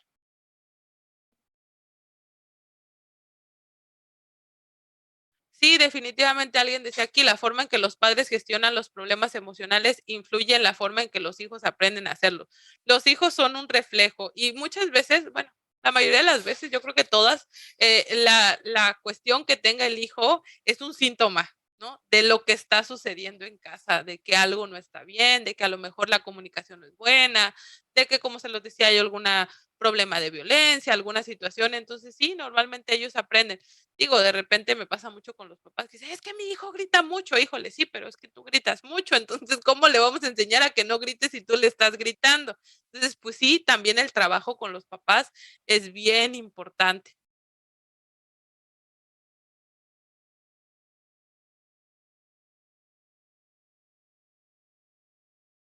Sí, pues es que la educación se da en casa, ¿no? Ya en la escuela es una formación académica. De repente los papás también quieren lanzar todo el paquete y me pasa que llegan con los niños así como que, aquí está mi hijo, compónganmelo porque se me descompuso. Ya de repente no obedece, de repente me grita, entonces les digo, no es un carrito que se descompone, es un trabajo que hay que hacer y es en equipo, ¿no? No es como que yo tenga todo, me encantaría tener una varita mágica, les digo siempre, para solucionar problemas, pero todavía no llegamos a ese punto. Entonces, mientras eso sucede, pues todos tenemos que poner de nuestra parte, ¿no?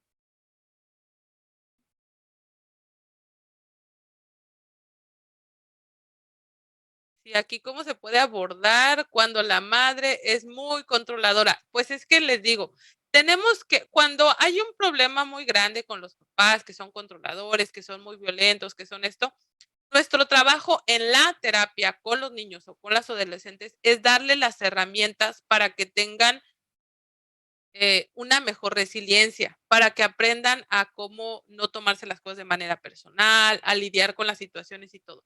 Pero, pues también necesitamos trabajar con el cambio del ambiente, ¿no? Como creando conciencia en los papás y en las mamás, en que todo lo que ellos hagan va a repercutir, no nada más en la infancia, no nada más en la adolescencia del menor, sino para toda su vida. Entonces, a veces los papás no tienen conciencia, algo tan sencillo, ¿no? De repente me preguntan cuando estoy haciendo la anamnesis o estoy haciendo la historia, de repente, ¿por qué me pregunta cómo fue mi embarazo, no? Entonces, también decirles a los papás, pues es que es importante, porque si fue deseado, si no fue deseado, va a repercutir. Entonces, también el darles esa información a los papás para que sean conscientes de toda la responsabilidad que cargan, ¿no? Al criar un bebé, un niño, una niña.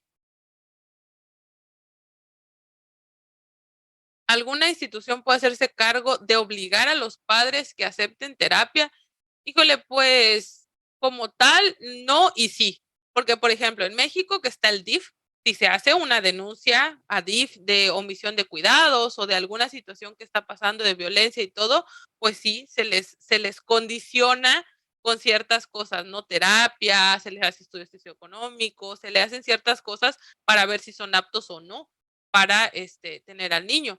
Cuando a nosotros nos llegan casos, de ciertas situaciones, yo que trabajé en DIF, pues sí, ¿no? Te llegan y necesitas hacer todo un protocolo para ver si los papás son aptos o no para que el menor esté ahí. En caso de ahorita que trabajo de manera particular, pues también hay ocasiones en las que si nosotros mismos estamos viendo que hay una omisión, que de verdad el ambiente donde está el menor no es el adecuado, que hay problemas, pues sí nos corresponde canalizar. Al final del día, a nosotros lo que nos concierne es el bienestar de quien llega con nosotros. Y si el bienestar no está en el ambiente que está, pues a lo mejor sí canalizar a una institución que puedan ir y verificar qué es lo que realmente está pasando y buscar otra alternativa, ¿no? A veces los papás cuando ya sienten ese jalón de que llega DIF, de que llega alguna institución, entonces se empiezan como que a poner atención y acuden a terapia, a hacer otras cosas para resolver el problema. Si la causa de la ideación suicida es por depresión severa, ¿qué se puede hacer? Hay que empezar por trabajar la depresión. Hay que ver qué causó la depresión, cuál fue la situación que empezó a generar la depresión y de ahí partir para empezar a trabajar con los demás, ¿no? También reforzar muchísimo la autoestima, reforzar esa parte del autoconocimiento, del autocontrol, para que ellos aprendan a tener más herramientas que no sea el ir a matarse, ¿no? Sino que hay otra manera de gestionar y de resolver cada una de las situaciones que están pasando. Ay, aquí hay una que tiene muchos éxitos, así que supongo que a varios les da curiosidad. ¿Cuál es la manera más eficaz de ganarse la confianza del niño y el adolescente? Creo que desde nuestro lenguaje corporal, desde cómo les hablamos, desde si los escuchamos, si los juzgamos o no, si le quiero dar una respuesta para todo. Ahí en ese primer contacto va a ser la manera en que vamos a desarrollar confianza. No todos tienen la misma manera, a lo mejor hay quienes se expresan mejor escribiendo, quienes se expresan mejor dibujando, entonces hay que ir buscando la manera. Con los niños, pues la mayoría de las veces cuando son pequeños, con juegos, o sea, vamos a jugar con títeres, te voy a contar un cuento, que ellos escojan a lo mejor qué juego quieren y todo eso, eso genera que se sientan a gusto. Y muchas veces incluso con las adolescentes, por ejemplo, a ellos les encanta el juego del uno o Jenga, esos son los juegos que más trabajo con los adolescentes, y de repente cuando los veo como que no quieren hablar, como que les está costando, me pongo a jugar con ellos, y durante el juego les empiezo a lanzar preguntitas, ¿no? Así como que: "Ay, ¿y cómo te sentiste esta semana, con lo que pasó?", y así. Entonces, ellos ya como que están concentrados, dividen su atención y es más fácil que fluya, ¿no? Entonces, hay como que ir buscando técnicas que nos pueda funcionar para ganarnos la confianza de ellos. ¿Qué hacer cuando un niño de 11 años quiere suicidarse porque no tiene definida su sexualidad? Ahí es un tema, este, abordar, ¿no? El trabajar con ellos sobre su identidad, cuáles son las dudas, por qué tiene dudas, cómo se siente respecto a eso. Creo que más que nada es un tema de autoconocimiento. Ellos necesitan sentir que se conocen y que son aceptados, que entienden qué es lo que les está pasando. Por eso también cuando le diagnostico a alguien, me decía un muchacho, tiene 16 años, me decía, es que, ¿qué tengo? O sea, yo necesito saber así como que, tienes esto, tienes el otro. Yo le decía, bueno, tienes depresión. ¿Y qué es eso? Entonces, explicarles, mira, lo que tú tienes es esto, desglosarles un poco para que ellos entiendan qué es lo que está pasando. Muchas veces no entienden realmente qué es y el hecho de que nosotros les demos respuesta, pues les va a ayudar muchísimo más, ¿no?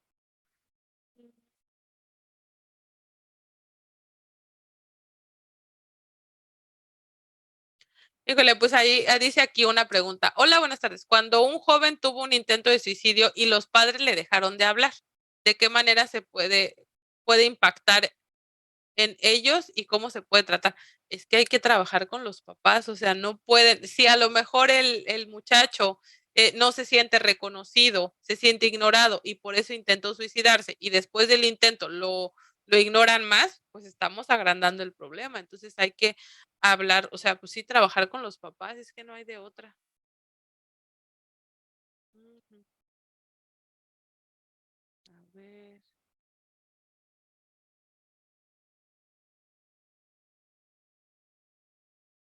Alguien me pregunta, mi sobrino tiene depresión desde la pandemia porque lo traía desde la niñez, ¿por qué será? Híjole, pueden ser muchísimos factores. Se necesita hacer, acuérdense que cada paciente necesita un trajecito a la medida. No puedo tratar a todos por igual, no se puede. Entonces, si queremos tratar a todos de la misma manera, pues vamos a tener un problema. Entonces, ahí hay que indagar muchísimo más la historia clínica, el ver qué pasó, qué situaciones detonaron, ¿no? Porque muchas veces también lo que pasa es lo que detona, pero no es lo que causó. Entonces hay que ver, a lo mejor la situación del encerro detonó en él, pero es algo que ya traía cargando y hay que ver por qué es lo que estaba pasando. Híjole, son muchas preguntas, quisiera yo poderles contestar todas.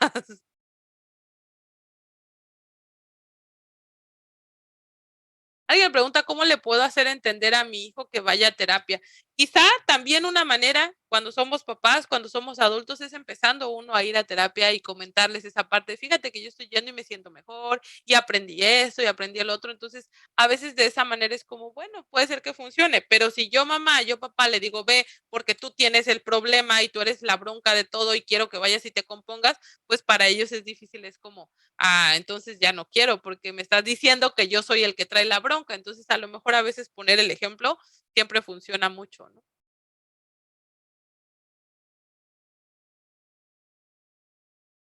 Sí, a los que me preguntan sobre herramientas específicas para los casos, mañana es lo que nos toca, ¿no? Ya para cerrar, vamos a ver con las herramientas más profundas.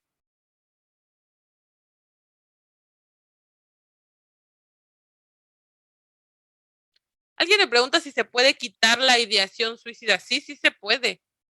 Al final del día, ese es el objetivo de trabajar con la terapia, tanto psicológica, ¿no? Como psiquiátrica en el caso que lo necesite, no quiere decir que sea algo que ya nunca pueda volver a aparecer. Hay ocasiones en las que es algo como un poco latente, pero cuando se trabaja de manera adecuada, cuando se le da toda la atención, todo lo que necesita, encuentra los recursos, encuentra toda la manera de gestionarlo, pues ya vas a ver cómo resolver a lo mejor una situación de conflicto, ¿no? Si fue porque sentía que no podía lograr las cosas en la escuela y ya se dio cuenta que es capaz, que sí puede, que hay otras maneras, que todos llevan su propio ritmo, pues ya va a poder gestionar de una mejor manera situaciones del futuro y ya no va a querer recurrir a esa salida, ¿no?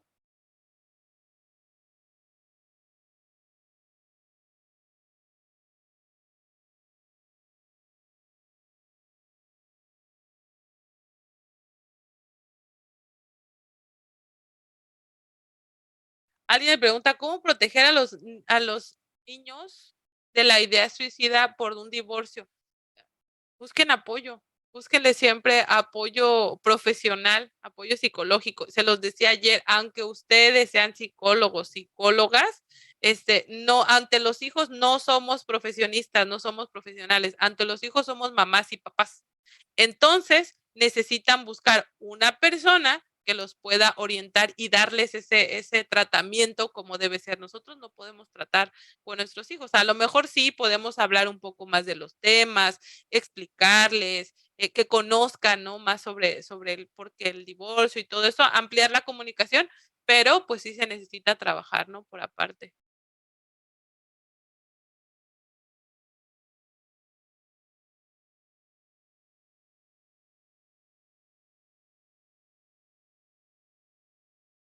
Me pregunta, ¿cuáles son las palabras más adecuadas? Hablar de suicidio se habla del suicidio. Solo hay que tener cuidado cuando hablamos de alguien que consumó el acto, no decir como que lo logró matarse o consiguió matarse, porque entonces eso le da como una connotación de que es algo bueno, ¿no? Un logro. Entonces alguien que concluyó, que culminó con su vida, que esa parte también de cómo manejarlo, ¿no? Mm,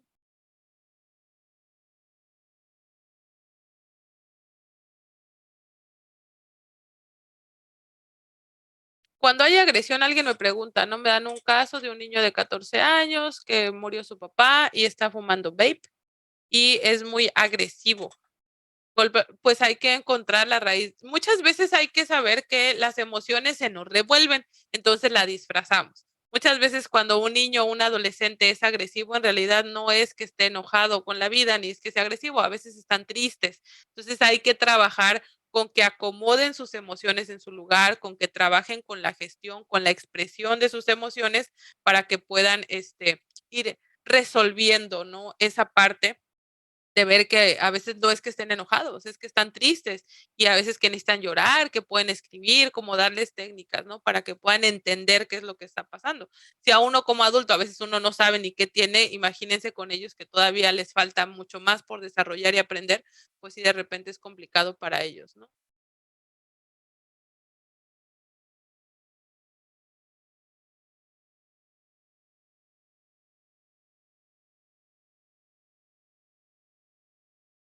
¿Se puede hacer un contrato de compromiso con los papás para que brinden apoyo desde casa? Sí, sí se puede hacer y trabajar con ellos. Al final de cuentas, el compromiso es de todos. Yo siempre cuando hago el contrato terapéutico con niños y adolescentes, lo firman los papás y lo firman el niño o el adolescente. Los niños, pues a veces le ponen su huellita o le hacen una carita o algo, pero ellos sienten que están siendo parte, entonces es un compromiso que todos tienen que tener. Puede haber tendencias espontáneas donde el menor lo piense y lo decida en un lapso demasiado corto de tiempo. Sí, cuando a veces se tiene tendencia que son muy impulsivos, sí puede llegar a darse, ¿no? Que de repente, sea como muy rápido. Entonces ahí hay que ver, ¿no? Por eso tenemos que cuidar muchos factores con los menores, qué están viendo, con quiénes se relacionan, qué es lo que está pasando para evitar, ¿no? Si ya tiene tendencias a ser muy impulsivo, pues hay que tener cuidado con esos tipos de situaciones.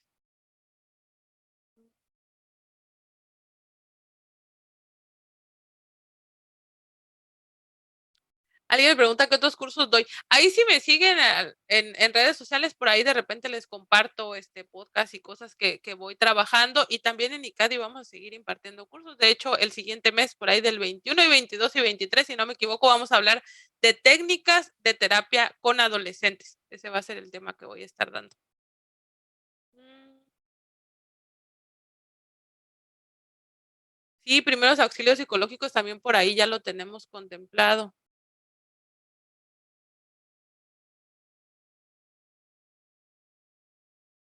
Bueno, pues Lick, hasta hoy ya por ahí lo vamos a dejar porque ya se nos fue el tiempo. Igual voy a tratar de retomar. Estoy tratando como de leer y de repente les tomo fotos a sus comentarios para retomarlos por ahí si se me va alguno, porque son muchos y de repente sí me cuesta trabajo como contestar todos, ¿no? Pero aquí le vamos a tomar fotos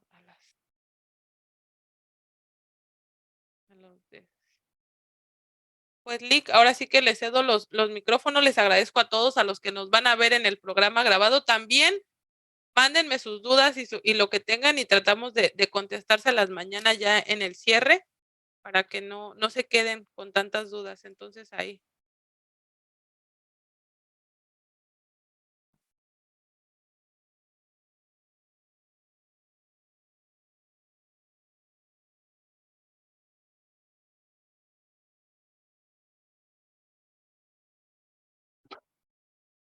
Listo, maestra. Muchísimas gracias y gracias a las personas que todavía siguen aquí con nosotros. Como les comenté, realmente son muchísimas las dudas, las preguntas. Es un tema bastante delicado que yo sé que esto despierta demasiado interés profesional y personalmente para muchos de ustedes, pero pues realmente no nos da el tiempo suficiente. Así que la maestra trata de contestar las más posibles que pueda, pero pues no se preocupe, de todas maneras falta una última sesión y también la retransmisión para los que entraron al final, para los que no pudieron ver toda la clase completa, recuerden que hay una retransmisión a las 7 de la noche para que no se lo pierdan. Ahí en los grupos les vamos a estar compartiendo el enlace de la retransmisión, el enlace de mañana, el cual es el mismo enlace de la sesión de Zoom. Y también ya se estuvo compartiendo y se está compartiendo para las personas que vayan a adquirir su constancia. Ahí están las formas de pago nacionales e internacionales y también los pasos a seguir para que ustedes puedan adquirir la constancia. Y recuerden que al adquirirla también les vamos a estar compartiendo lo que es las grabaciones y material adicional, ¿sí? Ahí vamos a estarles compartiendo los archivos en Drive y las 3 grabaciones permanentes para que ustedes puedan continuar y retomar otra vez la información. Así que pues bueno, nos vemos mañana. Muchísimas gracias, maestra Daniela, y muchas gracias a las personas que están aquí con nosotros.